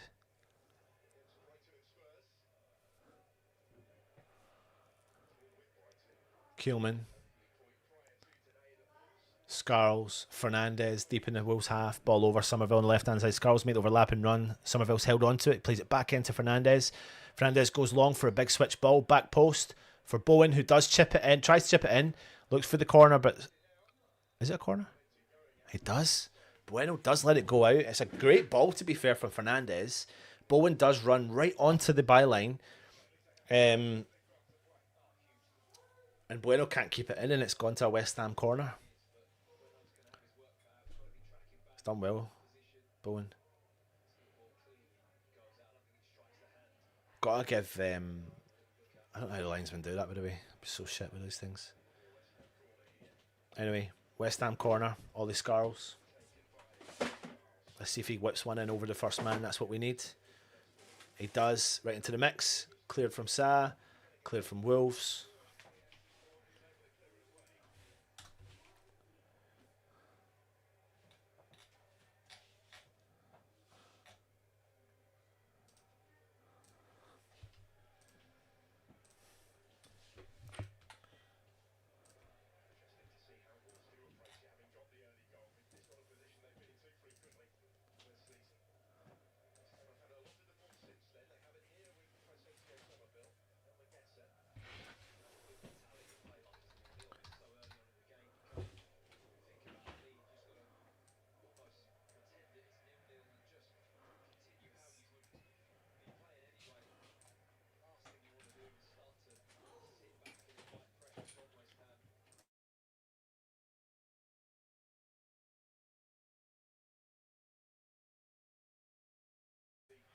I better not swear.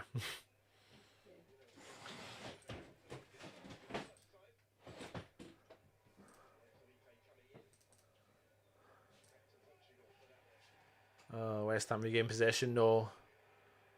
Fernandez, Bowen, Fernandez, Somerville, overlapping run, foul ref! Somerville's gone down, he's calling for something, he's holding his ankle. Ref's not blowing up. Now he's blowing, what's he blowing up for? VAR is going to have a look at it. Let's have a look here. Neat play between West Ham. Fernandez sees the run for Somerville. Oh.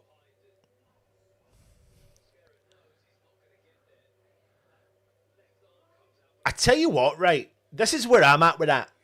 The Wolves defender's not in control. He's not in control.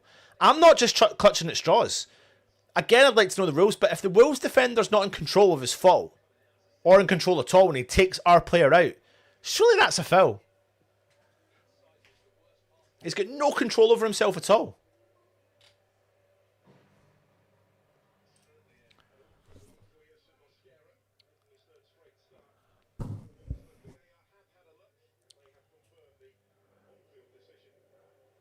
Not apparently. IP vanish. IP vanish. IP vanish. IP vanish. IP vanish. IP vanish.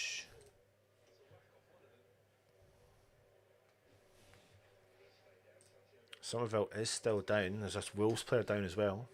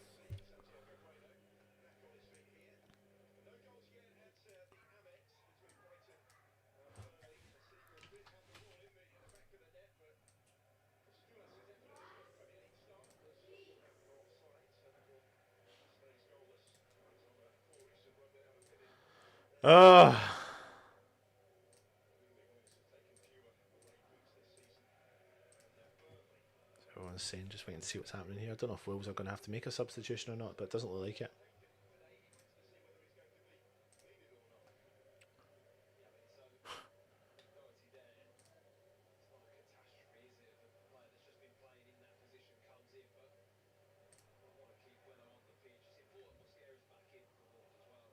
Amy, is that you in Euro Disney or Florida, Walt Disney?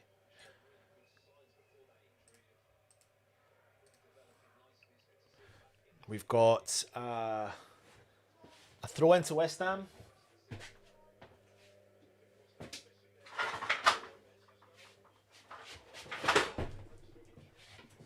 Oh, just getting the little cheeky heating on.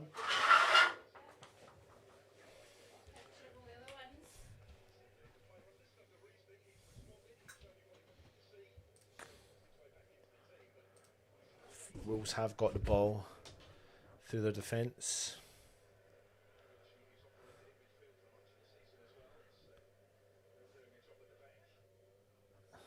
Fuck's sake.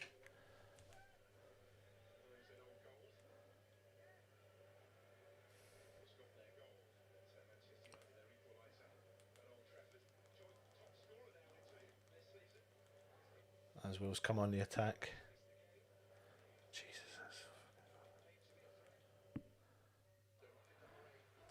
Wolves cross in, back post, no one's there. Walker Peters, no one shouts to him and he heads the ball out for a corner. And I think if he leaves it alone, it's going out.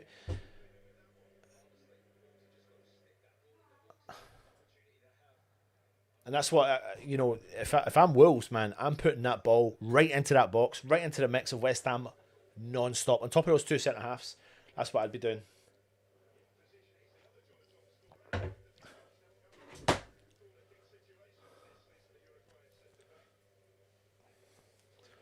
comes the ball, whipped in.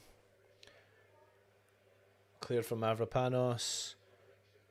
Wolves come back out. 𝗪𝗏𝗀𝗃 to no one.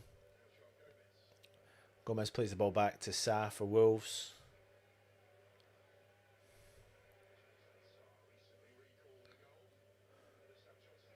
𝗪𝗏𝗀𝗃𝗀𝗃 tries to win a header. Skulls comes in, collects it. Punts the ball clear. Upfield.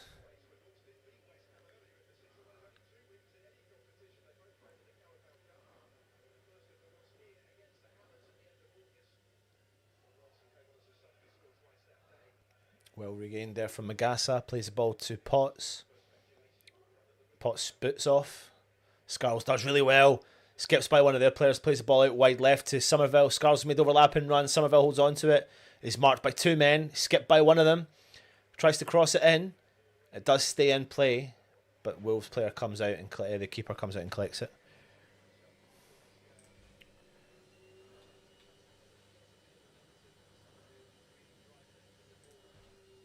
Wolves come out with the ball again down that left hand side. Well won back from Kyle Walker-Peters, but Bowen can't keep that ball in. Are you? Can I see it? Don't run though.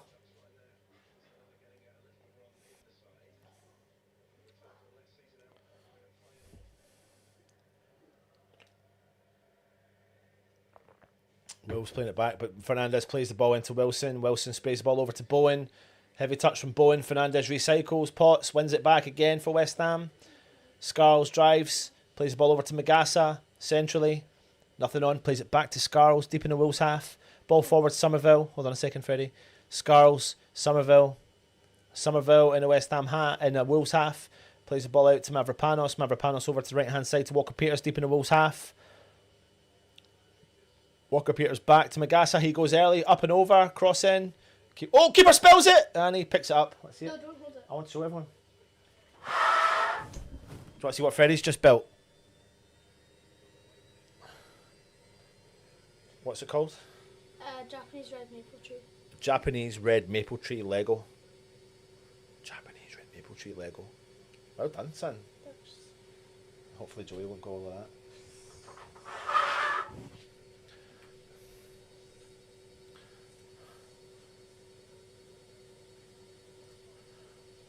Oh man, they're just coming back and winning every ball from us. Wolves come on the attack down the right hand side. Skulls does well. Good recovery from him. Ball's not going to. Oh, he's done really well to win West Ham a goal kick.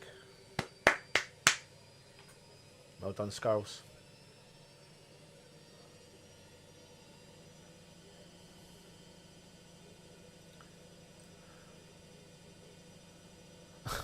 True that. He loves it, man. He doesn't always do loads of Lego, but he just likes specific Legos. Ball forward, Callum Wilson chases. Defender does well, but Wilson wins the second ball. He holds on to it, uses his strength. Plays the ball out to 𝗪𝗏𝗀𝗃. Ball back to 𝗪𝗏𝗀𝗃. Skips by one of their players. They push him. Skips by the second player. Skips by the third. He's fouled. West Ham, free kick. Well done, 𝗪𝗏𝗀𝗃.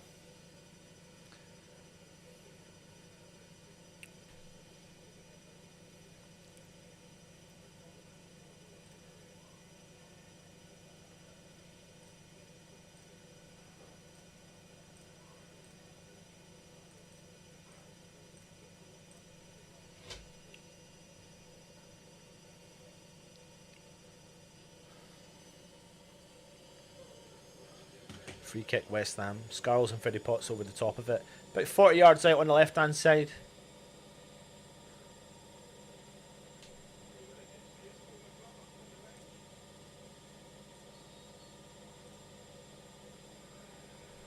Ball whipped into the mix. Oh my god, to nobody.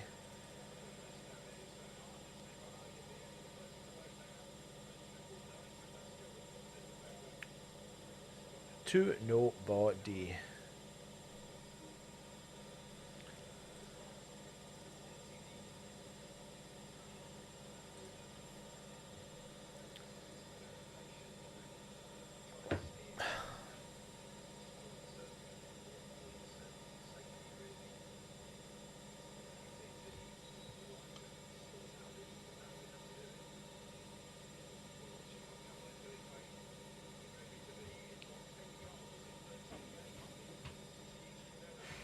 alright?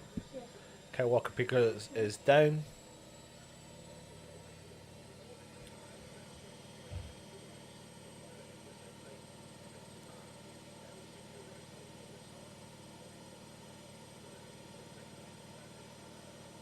Kilman. Scarles forward, but straight to them. Recycled from Potts. Potts fouled. West Ham free kick. We need some fucking 𝗪𝗲𝗴𝗂 in this game. Freddie!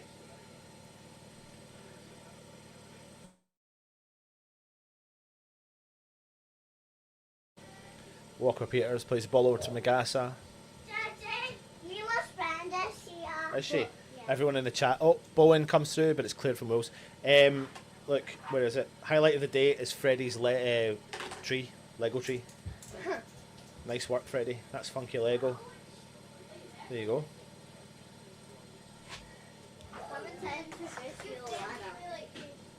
Hi, Olana. How are you?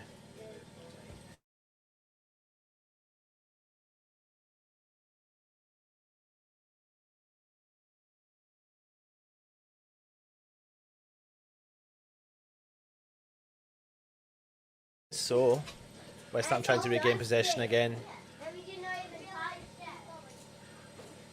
Ball's back with Sa from Wolves. 26 minutes in. Wolves 1, West Ham 0.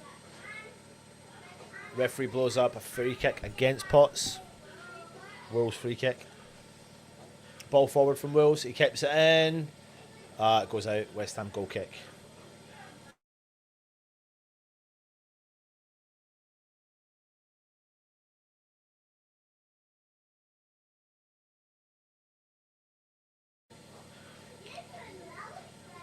It feels like it, mate. It feels like it. Just wondering if Pablo is sitting there thinking, what have I done?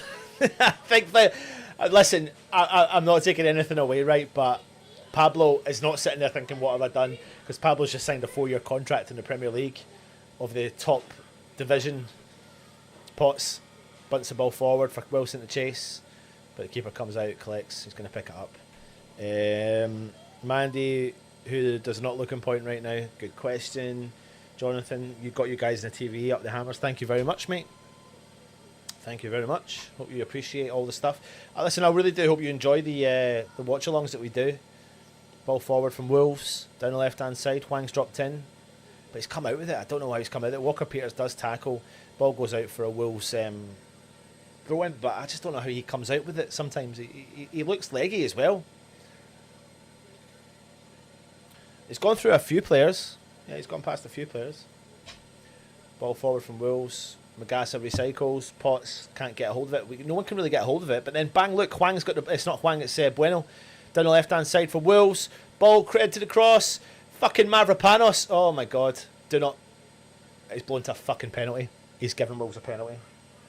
He's given Wolves a penalty. He has given Wolves a penalty. I don't think Mayasa does give it a penalty, but he's given Wolves a penalty. Wolves have got a penalty. They're going to check it. It's 𝗪𝗲𝗀𝗃's clearance. It's fucking awful. It's fucking awful clearance from 𝗪𝗲𝗀𝗃. I'm telling you that now. I don't know what the fuck... It's Kilman, sorry. I don't know what the fuck Kilman's doing. I do not know what the fuck Kilman's doing. It's the most... I don't think that's a penalty, personally. I think... I don't know how you can give that. I think Mayasa equally touches the ball.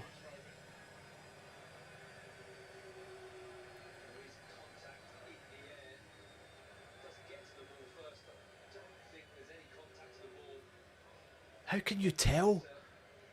So what's the rule?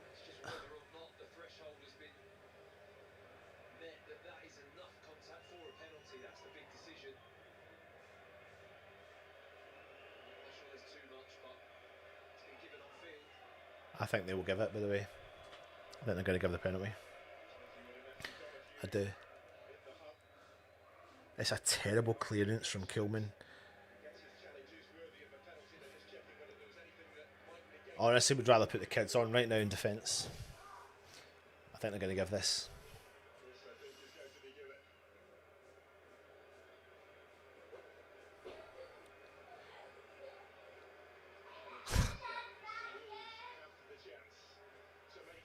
Fuck me!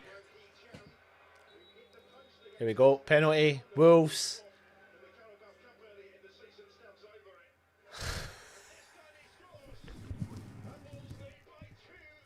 It's 2-0 to Wolves, man.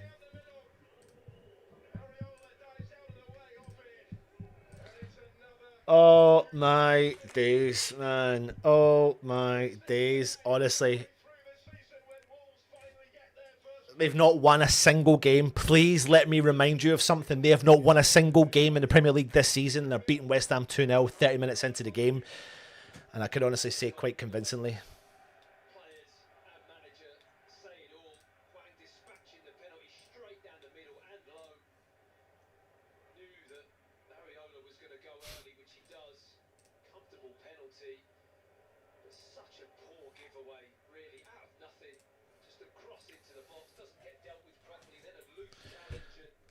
I just don't know how we can go through this season thinking defensively we're okay.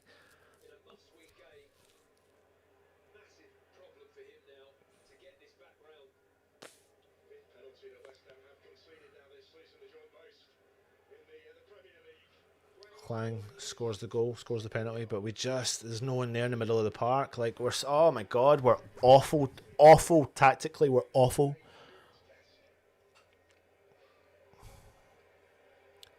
No one covering ground. Brighton are scored against Burnley, by the way.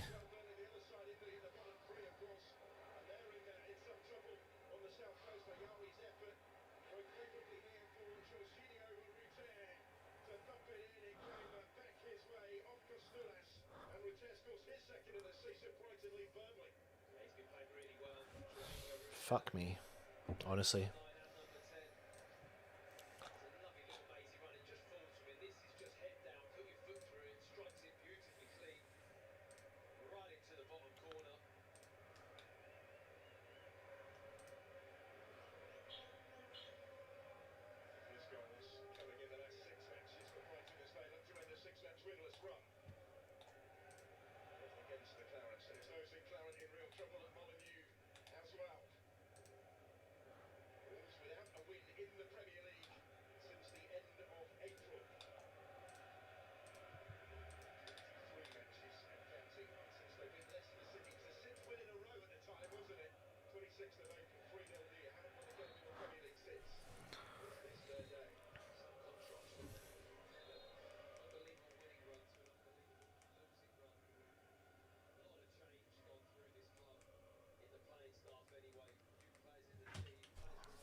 I think the Wolves fans are singing for Nuno.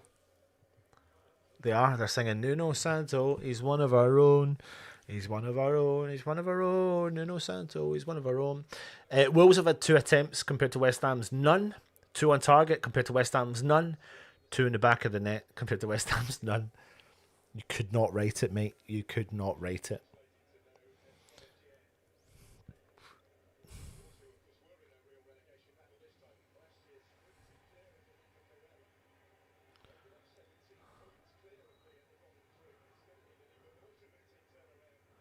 Thing is, like, even though Wolves are hacking us left, right, and centre, like, they're showing just dealing with our players left, right, just dealing with us. It's bad, man.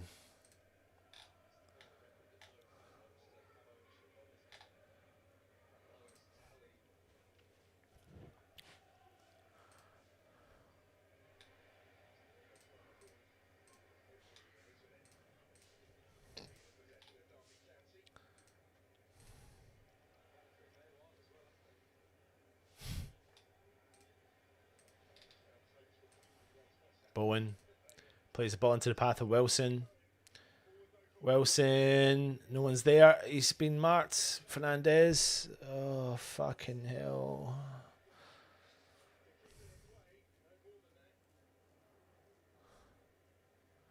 Here's the funny thing, right? As much as we signed a striker, and we all know this, it doesn't seem to be Fernandez isn't working on that 10 role. I don't know what the right thing is right now, because the problem is we don't have time in this game anymore. We don't have time to be fucking about, really. We need to get results on the board as soon as possible. Got to score fucking 3 goals to win this game. 3 goals. You need a fucking miracle, man. You need a miracle.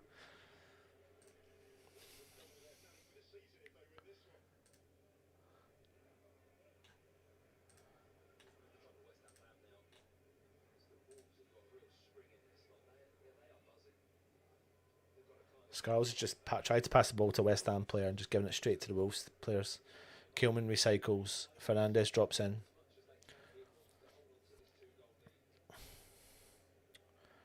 Magasa over to Walker-Peters. Oh my God, they can't hold on to the ball.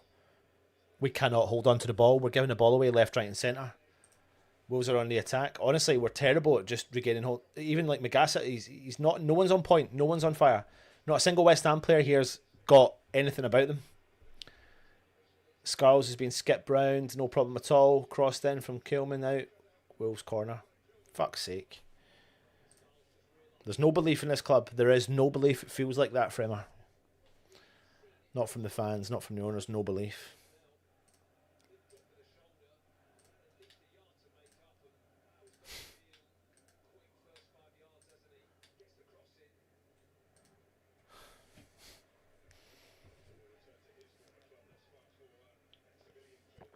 Corner.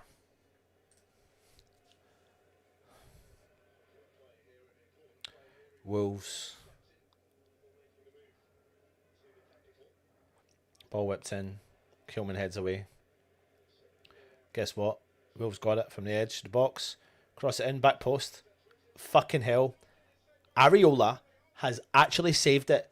An unbelievable save, and I'm not even joking. It's an unbelievable save. And actually, to be honest with you, I'm surprised we didn't get a fucking penalty against this because there's all over the Wolves player. It's an unbelievable save from Alex. It should be 3-0 Wolves. Tilman is fucking awful.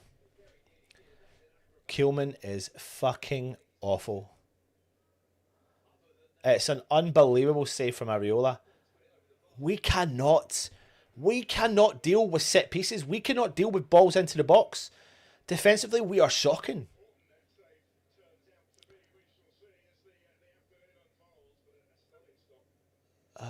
Someone's just giving the ball away again. Honestly, I think he could, but honestly, he's up there.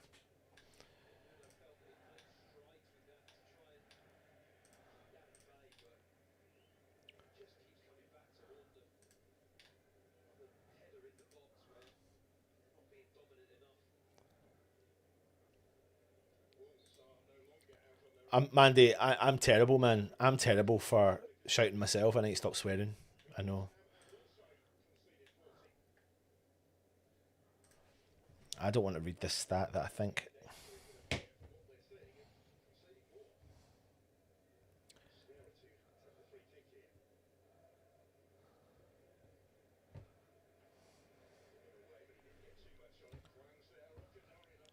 Fuck's sake. I don't know if I want to watch this anymore.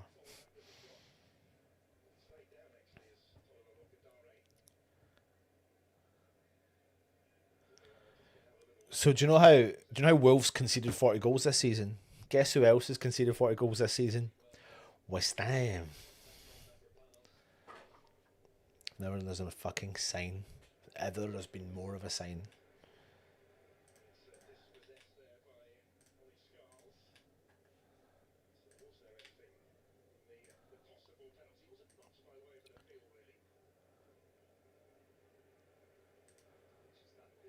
Are VAR checking for a penalty for Wolves?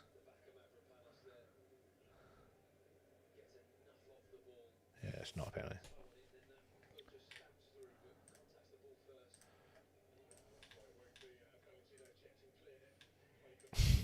I seen that rumour. Don't know who the fuck made that one up.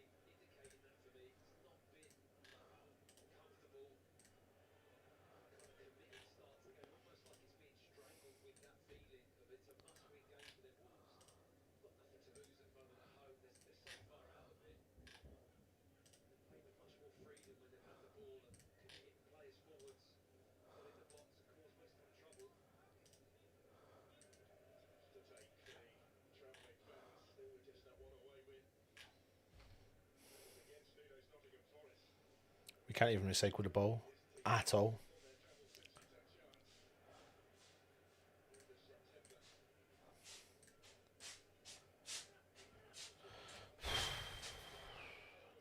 Here comes Wolves. Oh, 3-0. It's actually 3-0. Yep, you've heard me. It's 3-0, Freddie. It's 3-0. I'm not even joking. I don't even know how to commentate on this anymore. I actually find it completely laughable. Dad, you just do a face again. Completely laughable. What for? Oh, it's just something. Okay, have you done it? No. Oh, sorry. Manny has scored 3-0. Wolves. Dad, could you just approve it, please? It's a collection thing. Have you approved it? Yep. Thanks.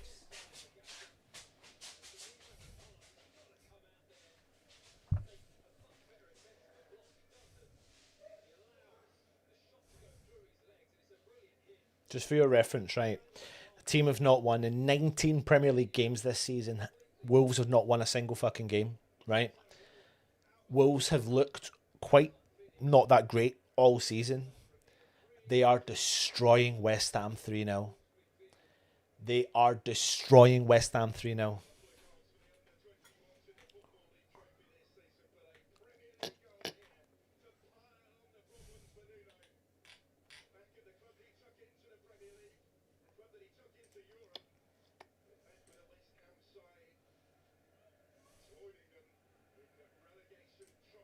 Just for your reference, right? We've conceded 41 goals this season. 41 goals, minus 20 goal difference. Happy birthday, Pablo. Enjoy your time at West Ham, mate.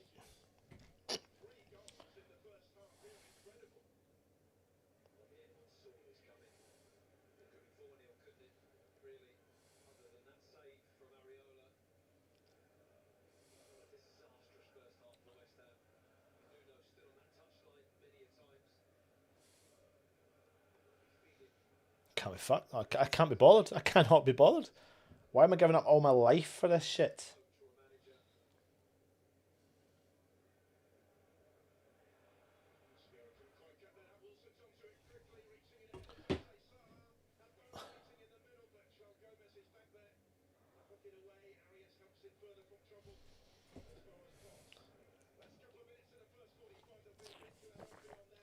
You can say that again. This is very, very sad because someone in the comments earlier on wrote. Who was it that wrote the comment earlier on? Like, who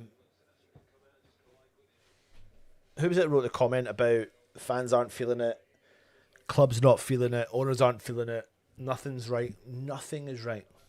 Nothing is right about West Ham.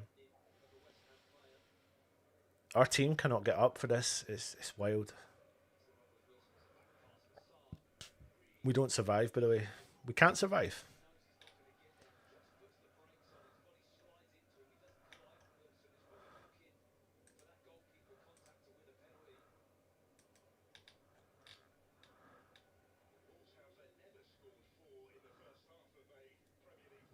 Fremar, what was the comment again, mate? Can you just tell me what the comment was again? I can't find it. So many comments been written.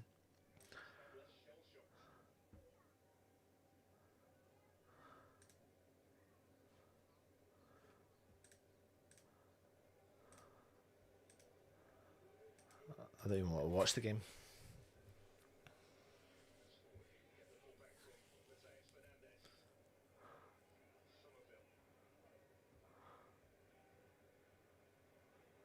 Fernandez. I don't really know what I'm commentating on, to be honest with you. Bowen. Walker Peters. Mavropanos. Killen. Scarles.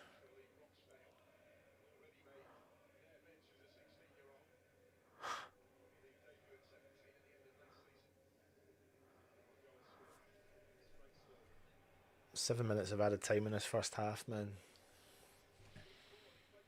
7 minutes. Wolves come on the attack again.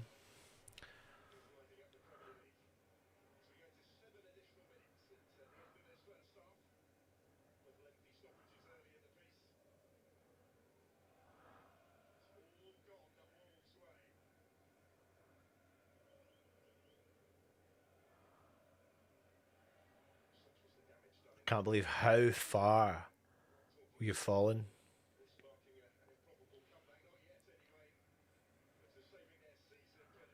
I'll tell you how far we've fallen, right? I gave up my season ticket. I don't want to buy shit from the West Ham shop. I haven't bought their strips for a couple of years. I used to relentlessly buy all their stuff. I don't want to give those fucking owners any more money. Nothing. They're sitting there. They think this is okay. They think that they're dicing with, like, they're toying with our fucking safety just to survive. They think they know what they're doing and they don't. They think that fucking... What? Saka, man, they don't fucking have a clue. Like, they really don't. They're all clueless. Everyone's fucking clueless. Look what we've built. We've built nothing. We have absolutely nothing. We have no fucking collateral. We've got no asset. We've got no fucking stadium. We've got utter dross, shit, boring, bollocks, crap.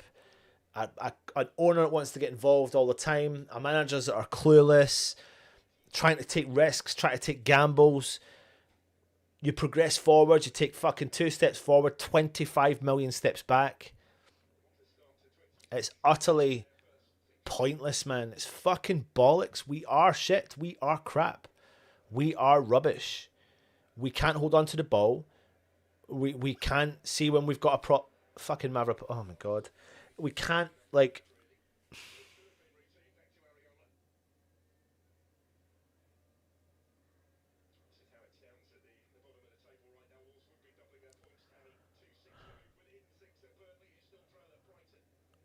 Fucking hell, like, we are 8 points clear. As things stand, we're 8 points clear of Wolves, who are totally tanking us right now.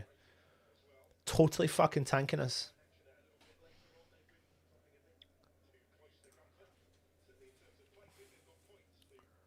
Somerville. Potts. 𝗪𝗲𝗀𝗃𝗲𝗀, Walker-Peters. I dread for to see what Freddie thinks when he comes in. Every time he comes in, it's a fucking another goal. Excuse my French. Like, Bowen. You gotta do the proof thing again. I didn't like that app. Well, what was it? Oh, just that I don't understand it, but this one is better, so you need to do this one. Freddie, look at the score. Darn! I'll say my prediction was not correct. No, it was not. Oh, Somerville. Wilson plays it over to Walker-Peters. Wilson, it's just that they're shot over the bar.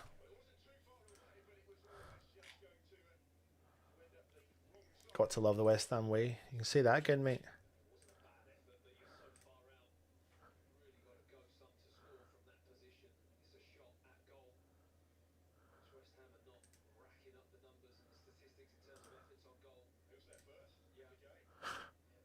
That's our first attempt. That shot from 𝗪𝗪𝗀𝗃𝗃 was our first attempt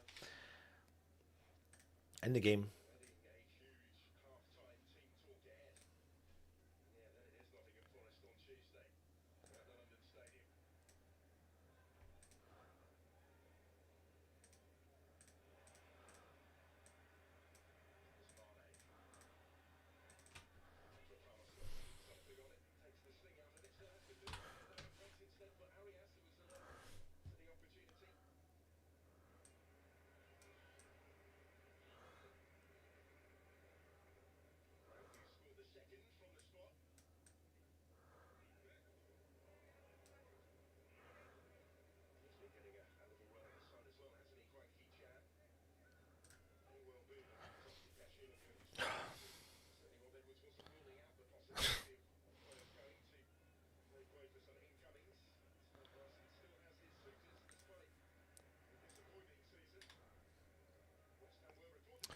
The thing is, right, this is what's interesting.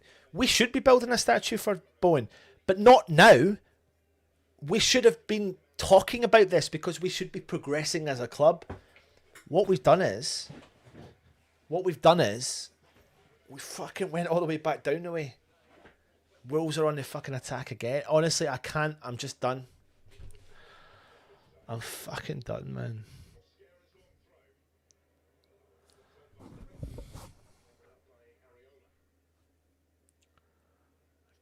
There is no team effort.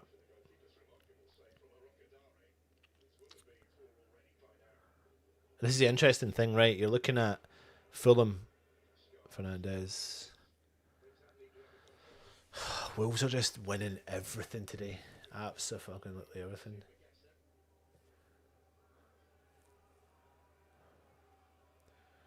Megasa. Just giving the ball to the Wolves team.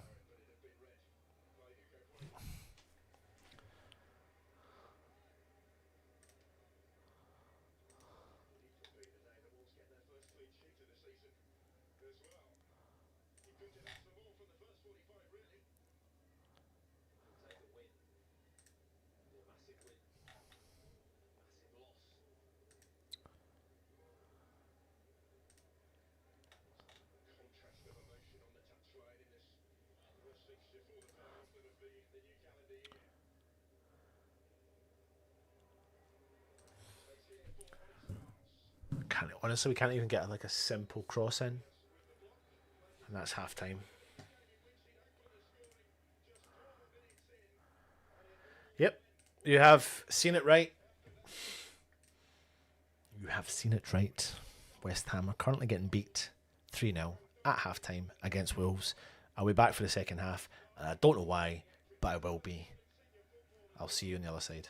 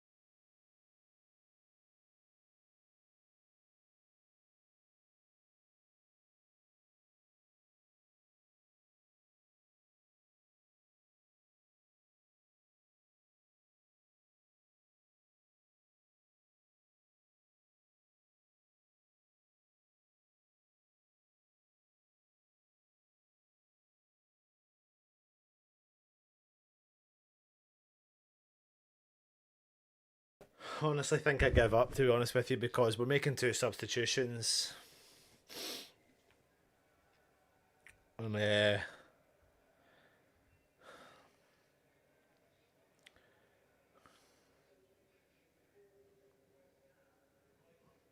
Myers for Magasa.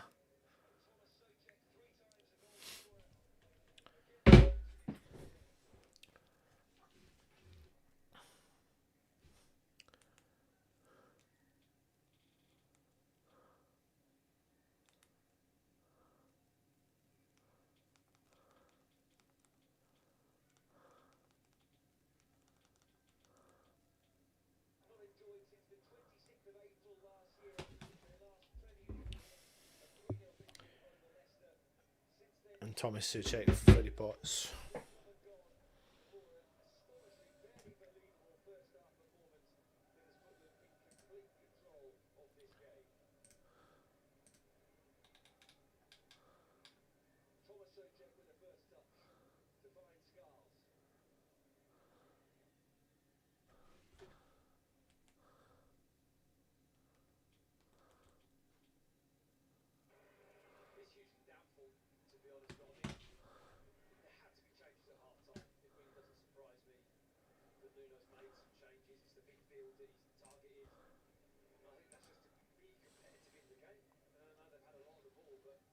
I actually can't work out West Ham's lineup, to be honest with you. I don't really know if I can be fucked doing it, to be honest with you either.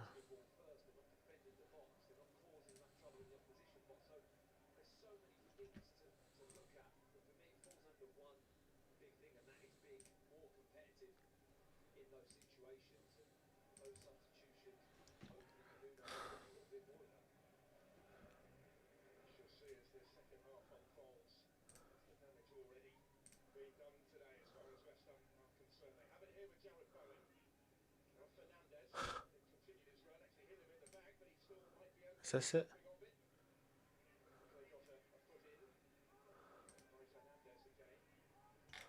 I'll let you know if actually no, I don't care. I actually don't care.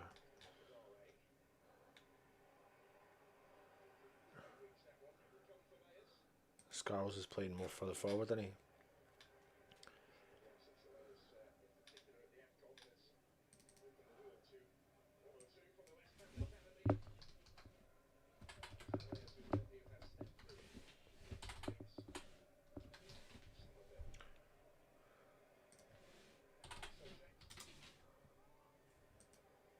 Scarles. Eri Myers.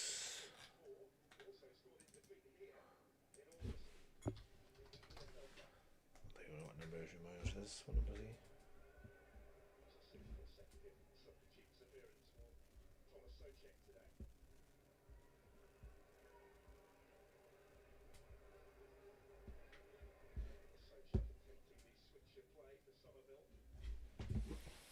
Ball whipped in, ball in, overhead kick over the bar. See how interested I am.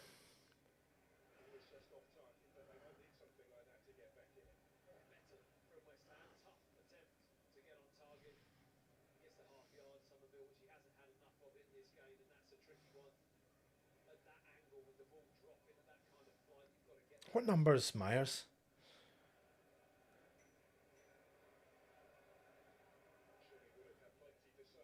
He's not 60 something, isn't he? 63.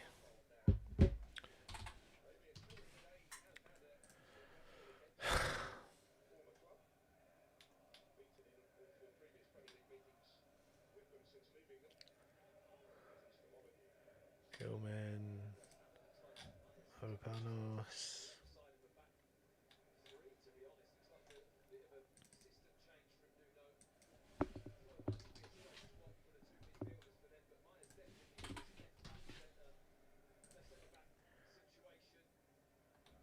And then it's KWP.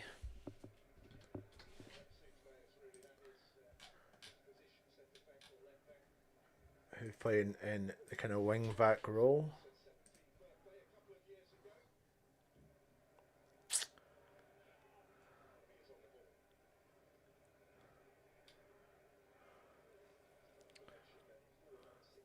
Seems like...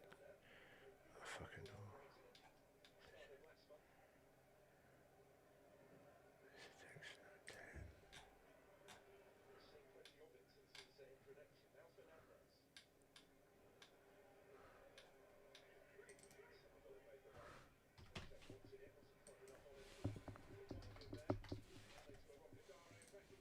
I've seen so many comments saying, would you sack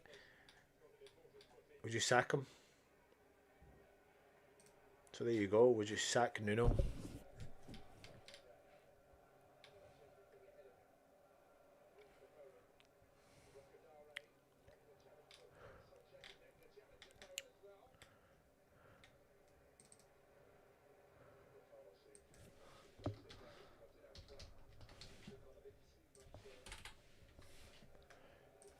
I'm starting to worry about saying what I'm about to say.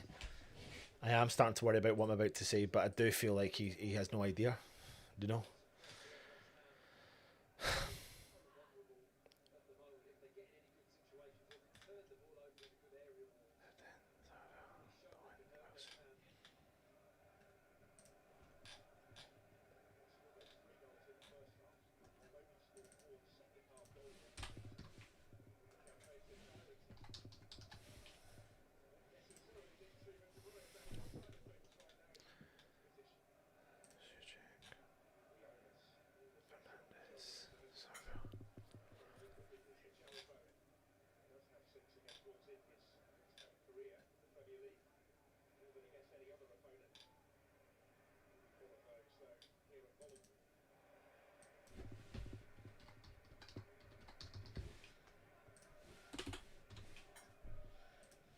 I don't know if that's the team. As close as I can get.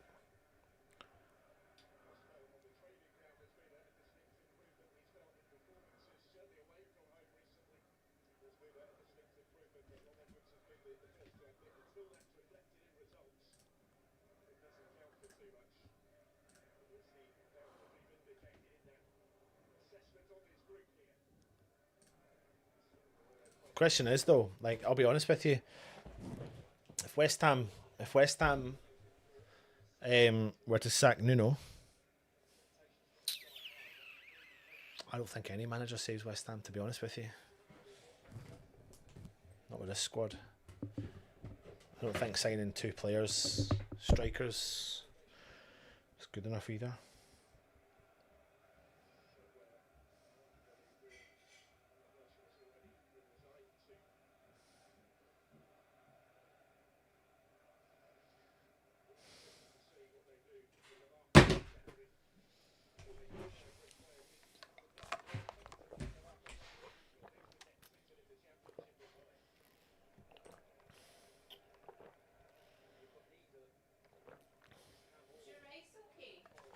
No, sorry, turn it down and off. Sorry, I'm so glad you said that. 𝗪𝗲𝗀𝗃𝗲𝗀𝗧. Back in a second. It's not burnt, is it?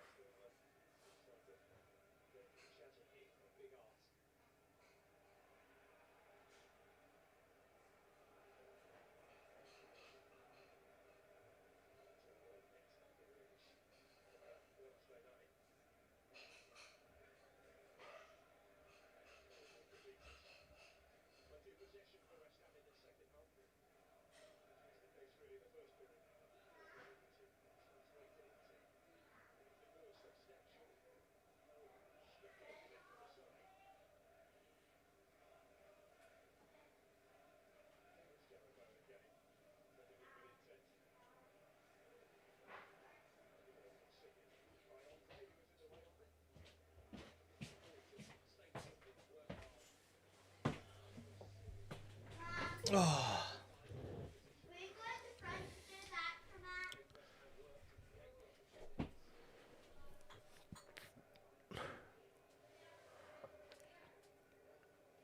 Corner to West Ham.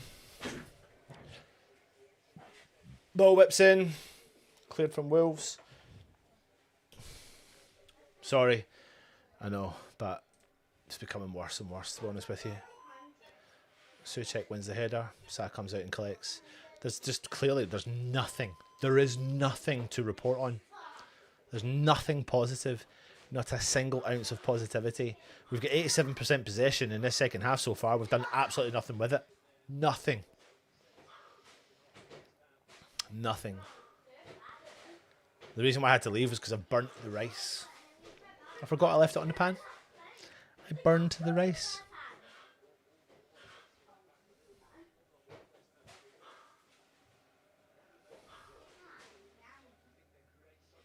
I feel so sorry for the fans, man, that travel, spend the hard-earned cash.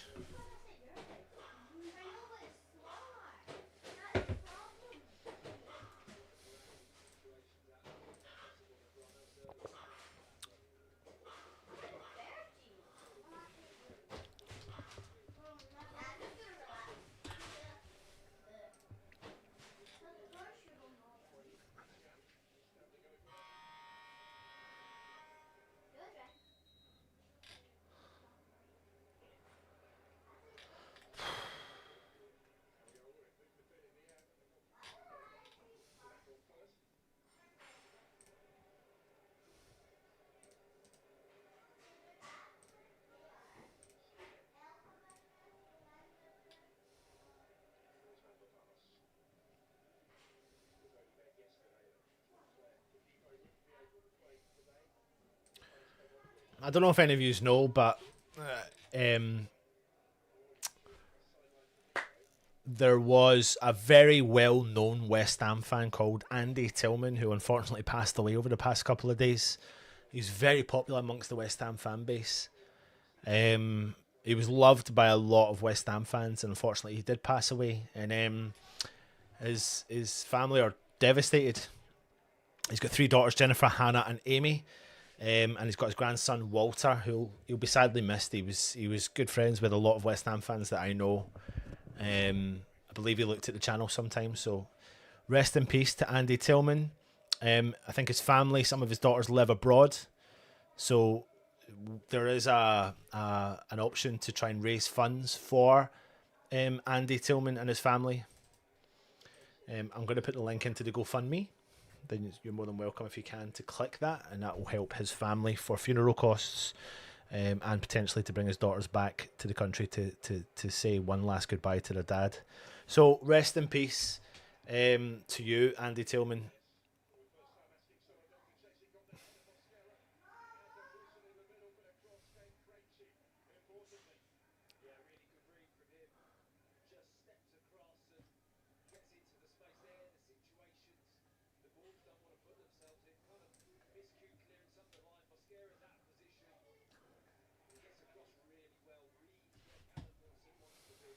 This is utter bollocks, by the way.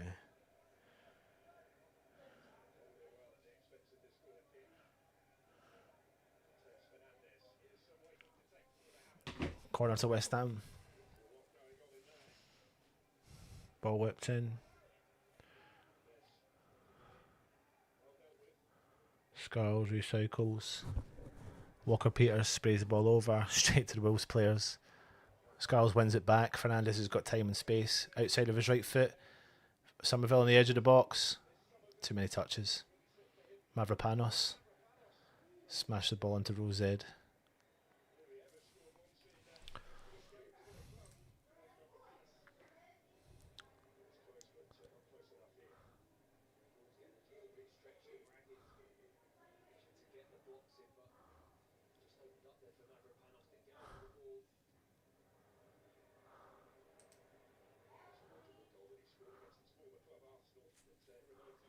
So I'm fucking so bored of this, man.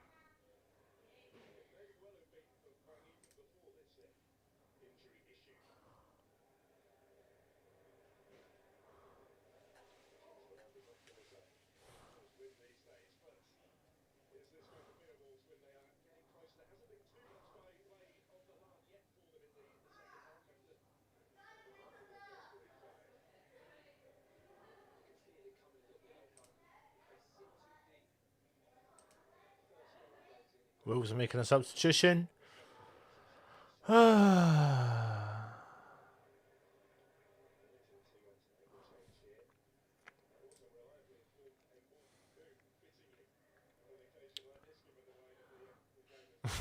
Guess who's coming on? Strand Larsen of Wolves.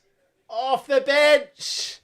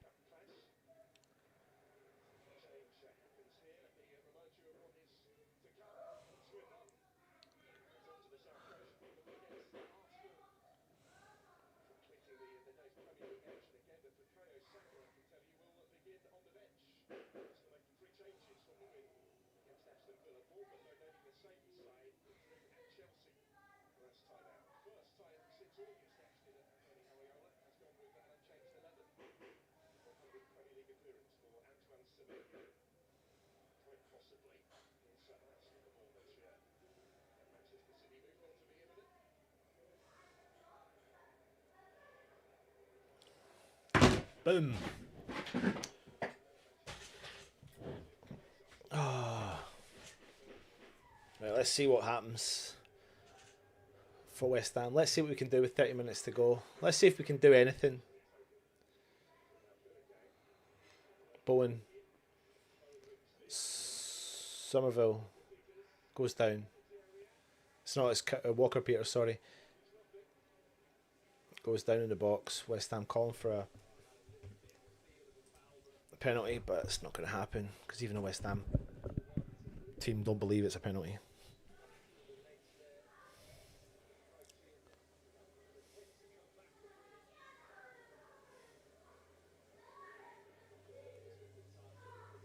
Gets the ball.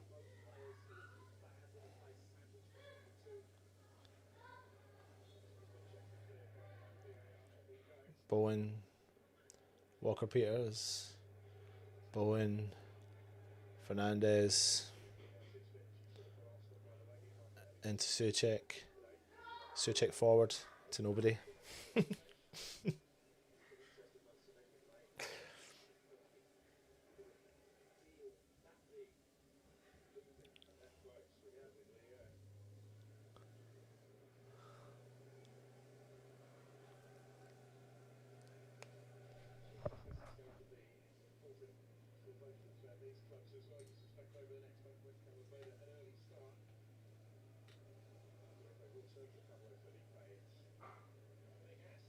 Gaza, mate, you don't need to do that.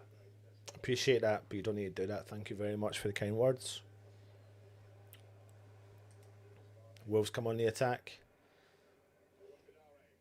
Scarles intercepts. Loses it.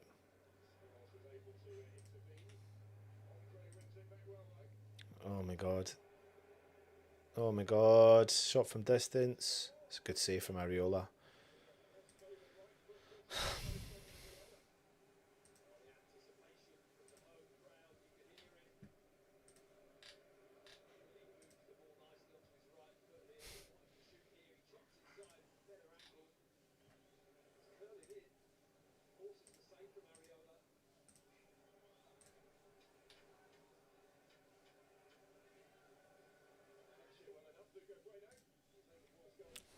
Corner to Wolves. Ball whipped in. Wolves win the first header. Back post. Clear from Walker-Peters. Straight to the Wolves players. I'm going to try and commentate for the last 30 minutes, 25 minutes. Skips by one player. Puts it into the box. And Larsen heads just wide.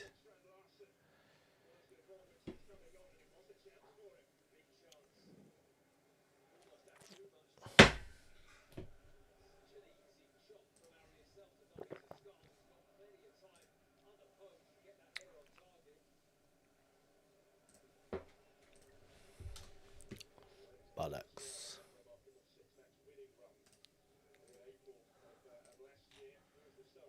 I don't know what Nuno's going to do, by the way. I feel like Nuno might... Could Nuno walk? Will Nuno walk? Should he walk? West Ham. When I say it was a corner.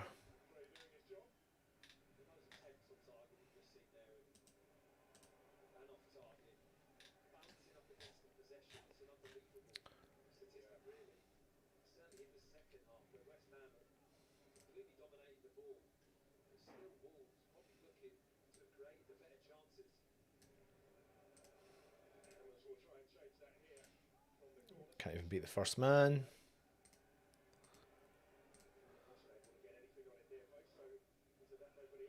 Ball whipped in. Sa comes out, collects.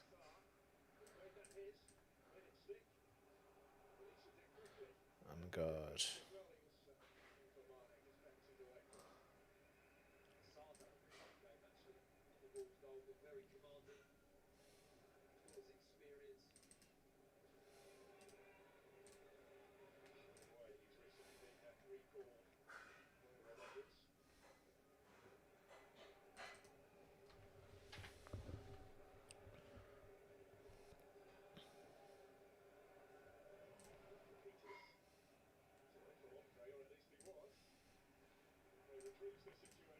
Fucking hell.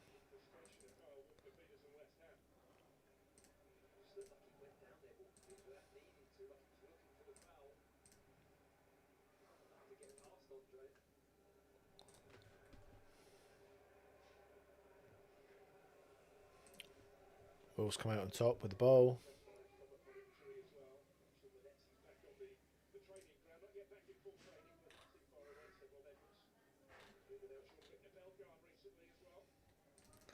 Oh my god, there's run through the middle.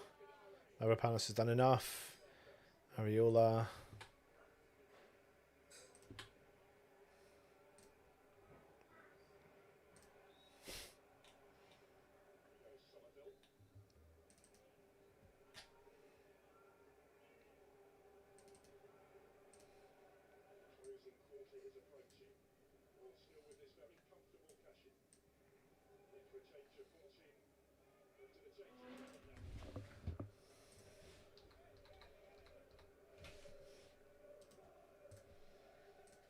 West Ham have got the ball down the left hand side with Myers.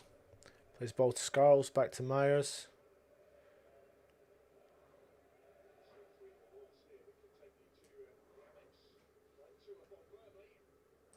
Brighton are beating Burnley 2-0 as things stand. It looks like it might be...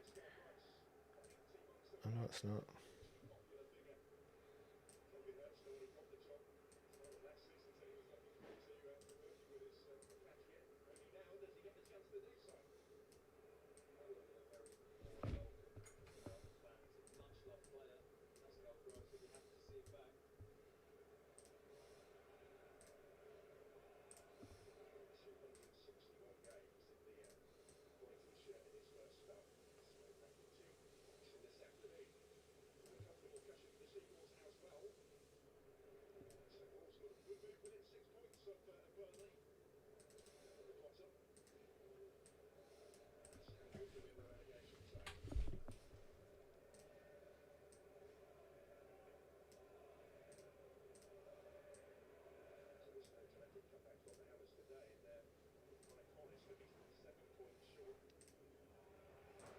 Wolves on the attack.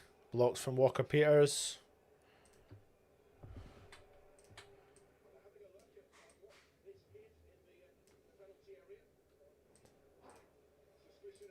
Jesus Christ, I think they're looking at a handball. Nah, never.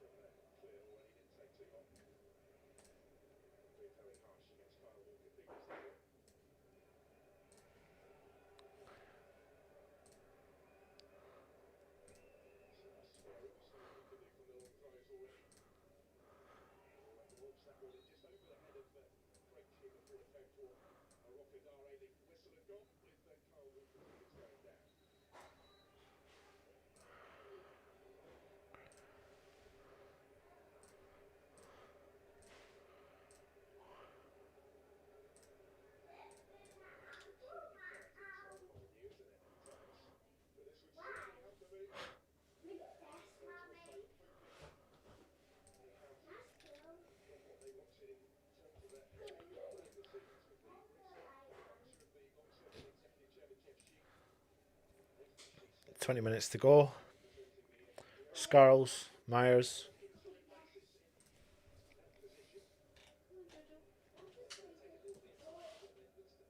I don't know, I don't admire myself.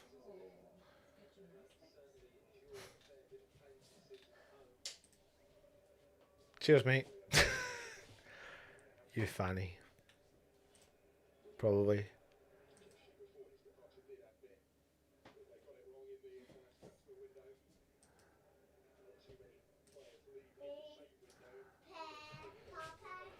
So, 20 minutes to go. West Ham need to score 4 goals to win. It's not happening.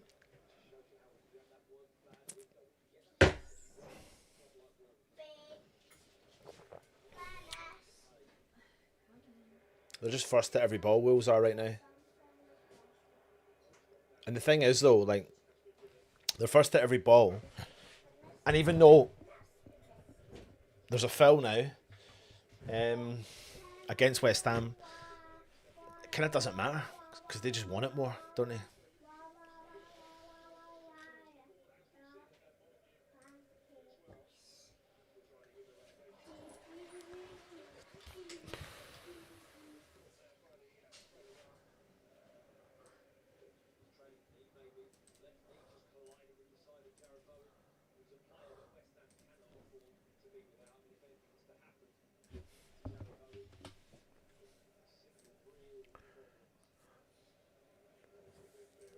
Anyway, comes a free kick to West Ham. Fernandez, Scarles over the top of it.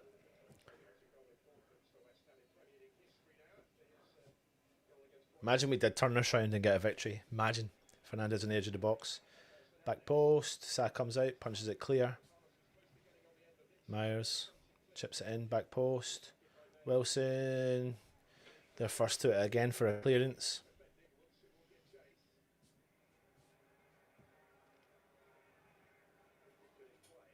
He's done well, by the way, to win a corner for West Ham.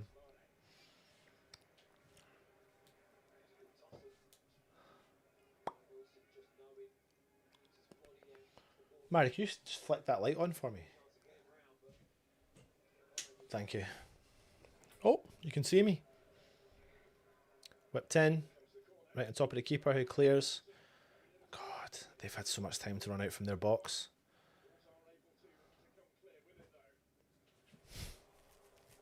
Winning the second ball for Wolves. Souček wins it, drops it into Bowen. Dinos, who's playing on the halfway line. Far field. Fernandez. Scarles out on the left. Fernandez holds on to it. Myers. Back over to Fernandez. Forward for 𝗪𝗏𝘃𝗲𝗀. Fernandez has made the inside run. Fuck's sake. Is it a corner? Yeah, he's got a corner.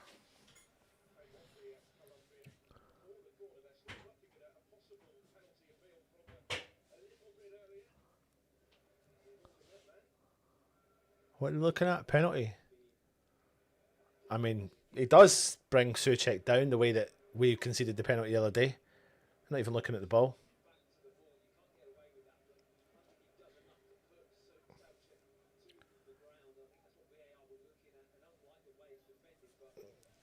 Remember the Paketa penalty where he rugby tackles the player? That's what happened to Souček there, but we don't get the penalty. We're not even beating the first man. It's fucking, it's awful. It's awful. Set pieces are awful. We've just hit the ball at the front post and we've just hit it out. It's giving them a goal kick.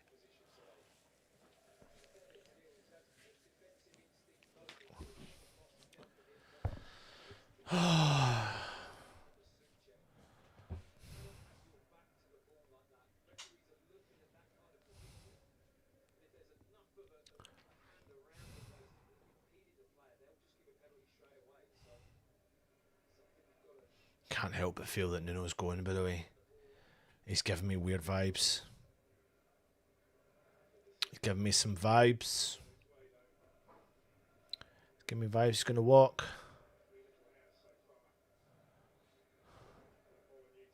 Telling you now, he is just looking defeated.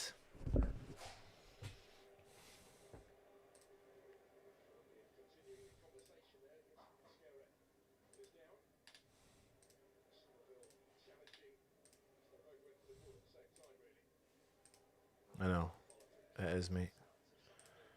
It is.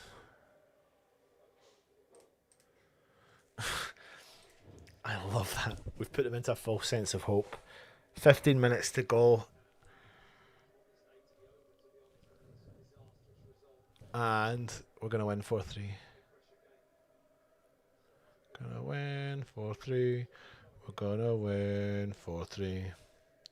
West Ham are gonna win 4-3. 4-3. We're gonna win 4-3. We're gonna win 4-3. We're gonna win 4-3. 4-3. We're gonna win 4-3. We're gonna win 4-3. Gonna win 4-3. 4-3. 4-3. We're gonna win 4-3. We're gonna win 4-3. We're gonna win 4-3.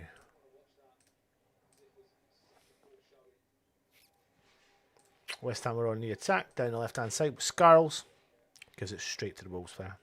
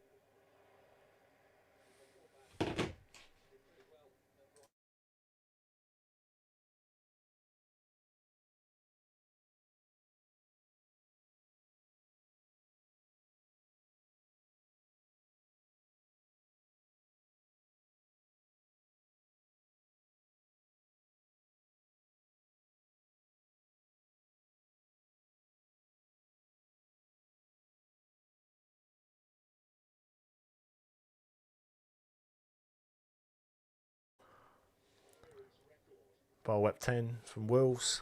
Back post. Wolves win it on the edge of the 18. Skips by 2 West Ham players. Oh my god, Iriola's nearly given it away. Cleared from West Ham.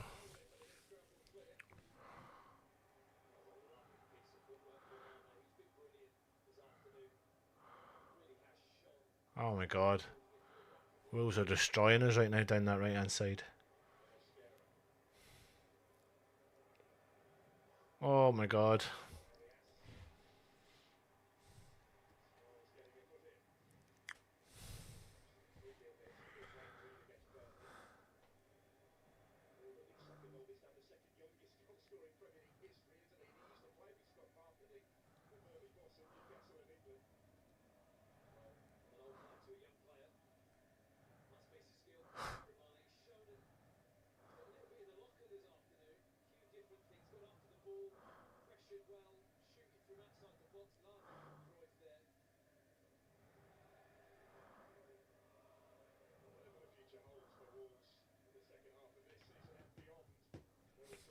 $10 plus any added time. Corner to Wolves. Wolves 3, West Ham 0.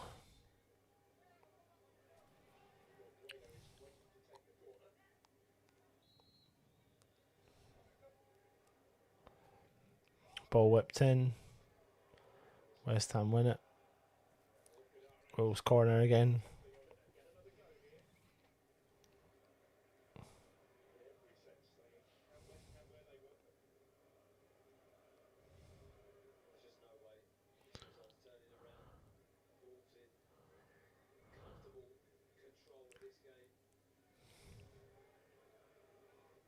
Ball whipped in. Wolves win the header. Iriola reaches out, collects it. But every Wolves player in that box looked like they were unmarked.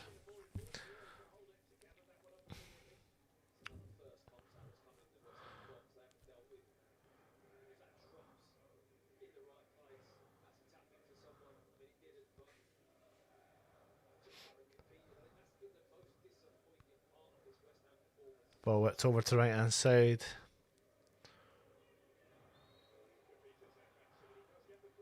do get a free kick. What are the best comebacks in football? Let's have a look at that.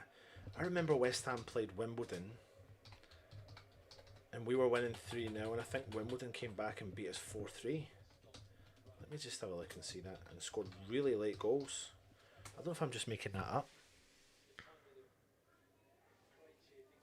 Yeah. Yeah, I did. I fucking nailed that on. We were winning 3-0. No, 3-1 at half. We were actually winning 3-0 at one point, but 3-1 at half time. And then they scored 3 goals from the 64th minute onwards to win the match. Is that 1990? I don't know when that was. 2000. West Ham free kick doesn't beat the first man. It's fucking terrible. It's honestly awful.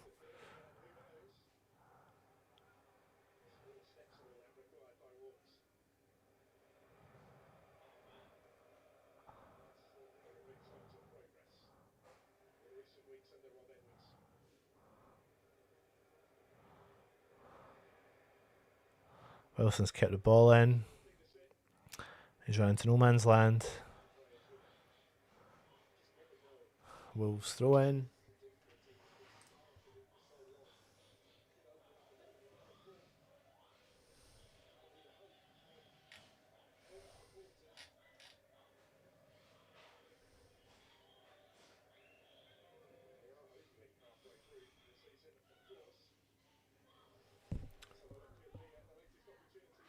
Brighton have hit the bar.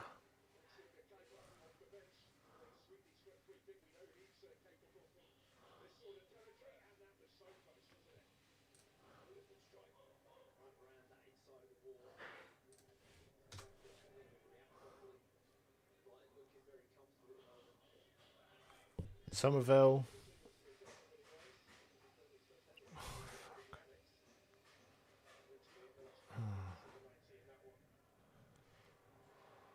Here comes Wolves.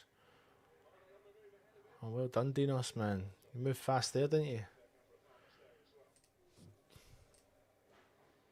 I genuinely don't think he's not been our worst player.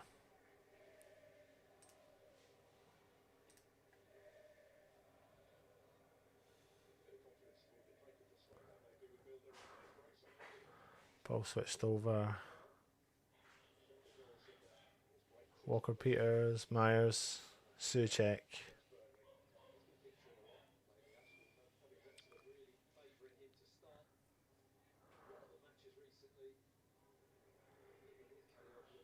Somerville, Scarles.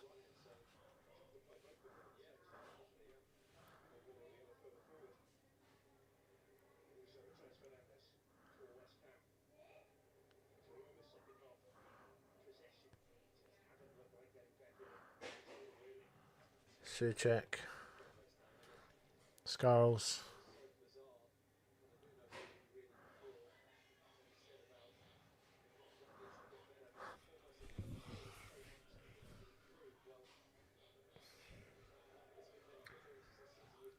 Souček plays the ball into Kilman. Kilman over to Mavropanos. Dross. Mavrodross. Walker Peters. Mavropanos. Kilman. Look at the urgency. Look at the urgency West Ham have got.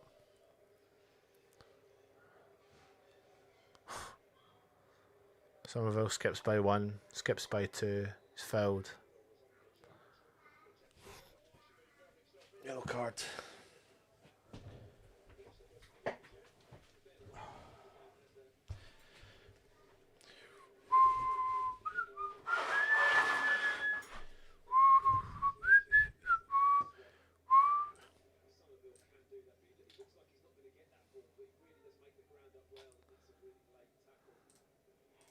Does get pushed around a lot. This is the thing though, I mean, Fulham are never going to let Traore go because they now know West Ham are desperate. West Ham are going to have to pay money. Apparently Fulham are calling for £7 million for he's got 6 months in his contract.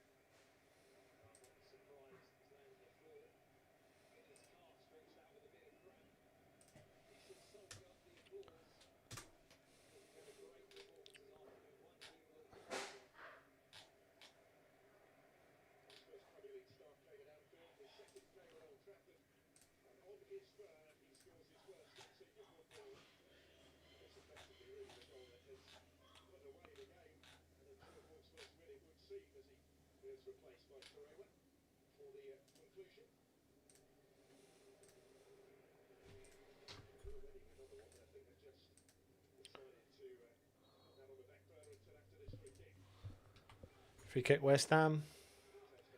Punched away from Sa, who's come out and won absolutely everything today for Wolves.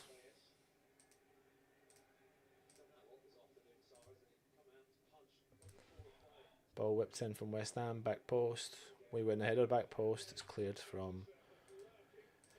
Cleared from Wolves. Cleared from Wolves.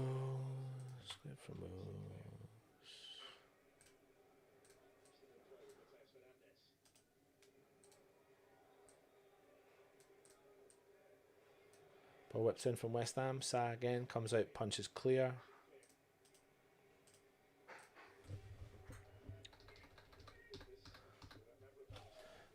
Walker Peters crosses it in low. Guess who's there? Nobody. Nobody.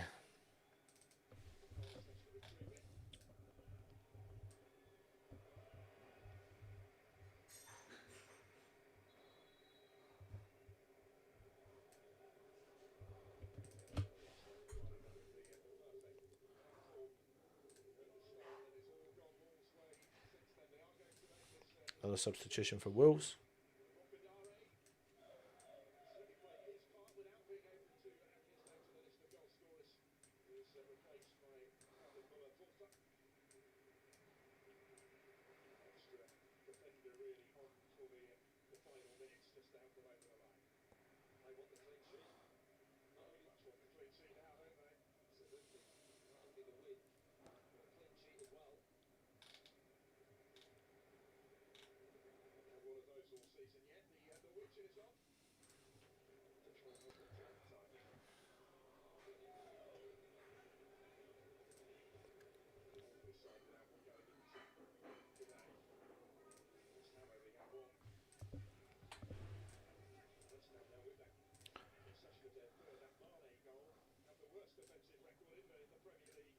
We officially have the worst defensive record in the Premier League, by the way, just for your reference.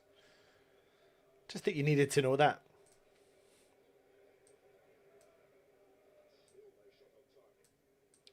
Not a single shot on target either.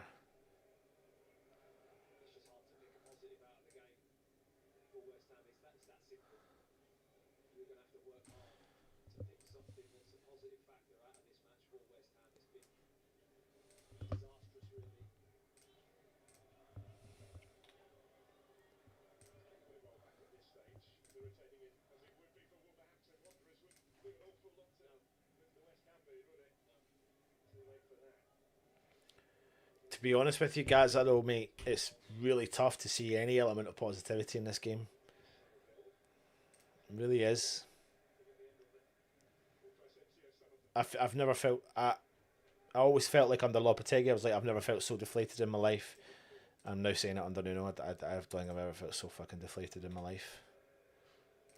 It's the worst.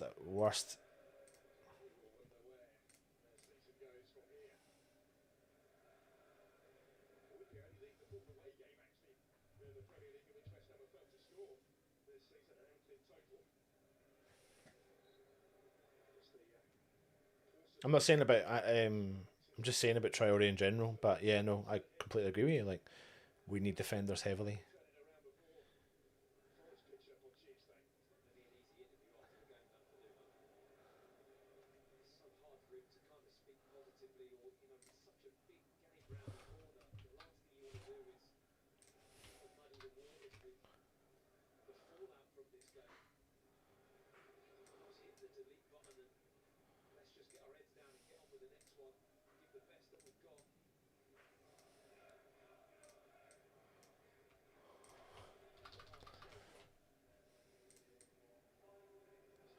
5 minutes of added time.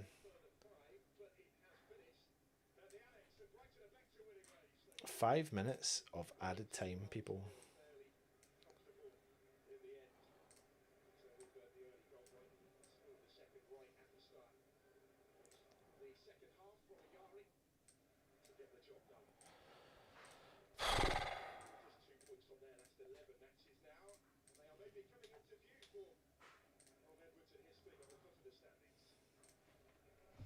I couldn't help but feel like this was always inevitable, that we would be destroyed in this game, to be honest with you, because they always knew West Ham. Oh, West Ham are the team that's trajectory is looking the opposite way, whereas at least Wolves, you know, turned up against Manchester United and got a result and a draw.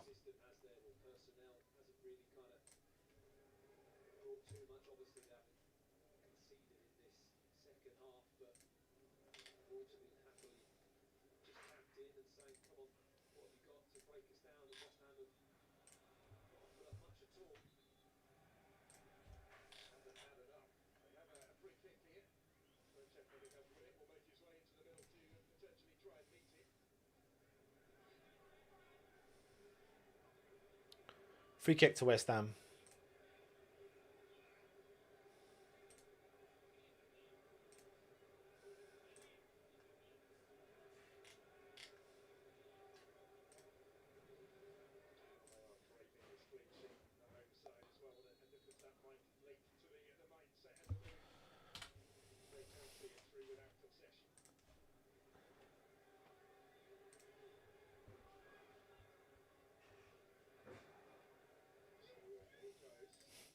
Souček. Pushed over. Myers. Gilman.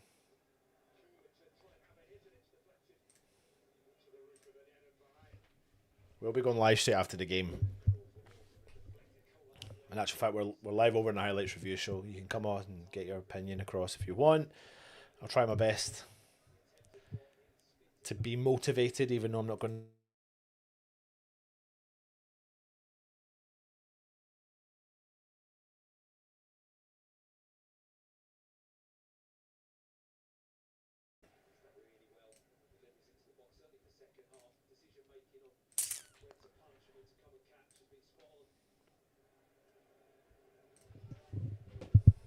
It's been an awful, awful experience. I can't think of a positive. Not one positive to think in this game.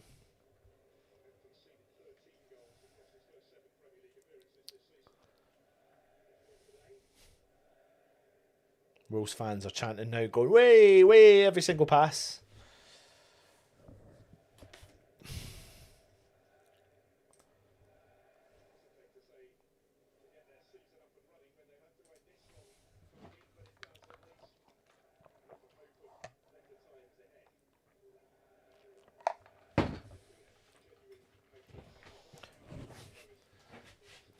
Wolves regain possession again. Do you think West Ham will score 4 goals in the last minute? I think you just need to blow the whistle, ref, mate. We're done. We are done. Done.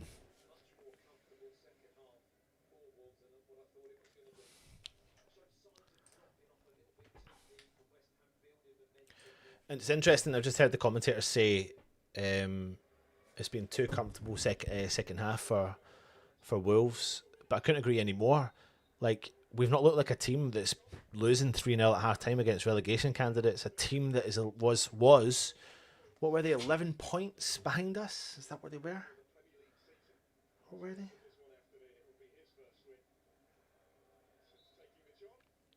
Doesn't matter anyway, because why? The game's done. It's over. Right, if you're watching me on the highlights review show, it's full time.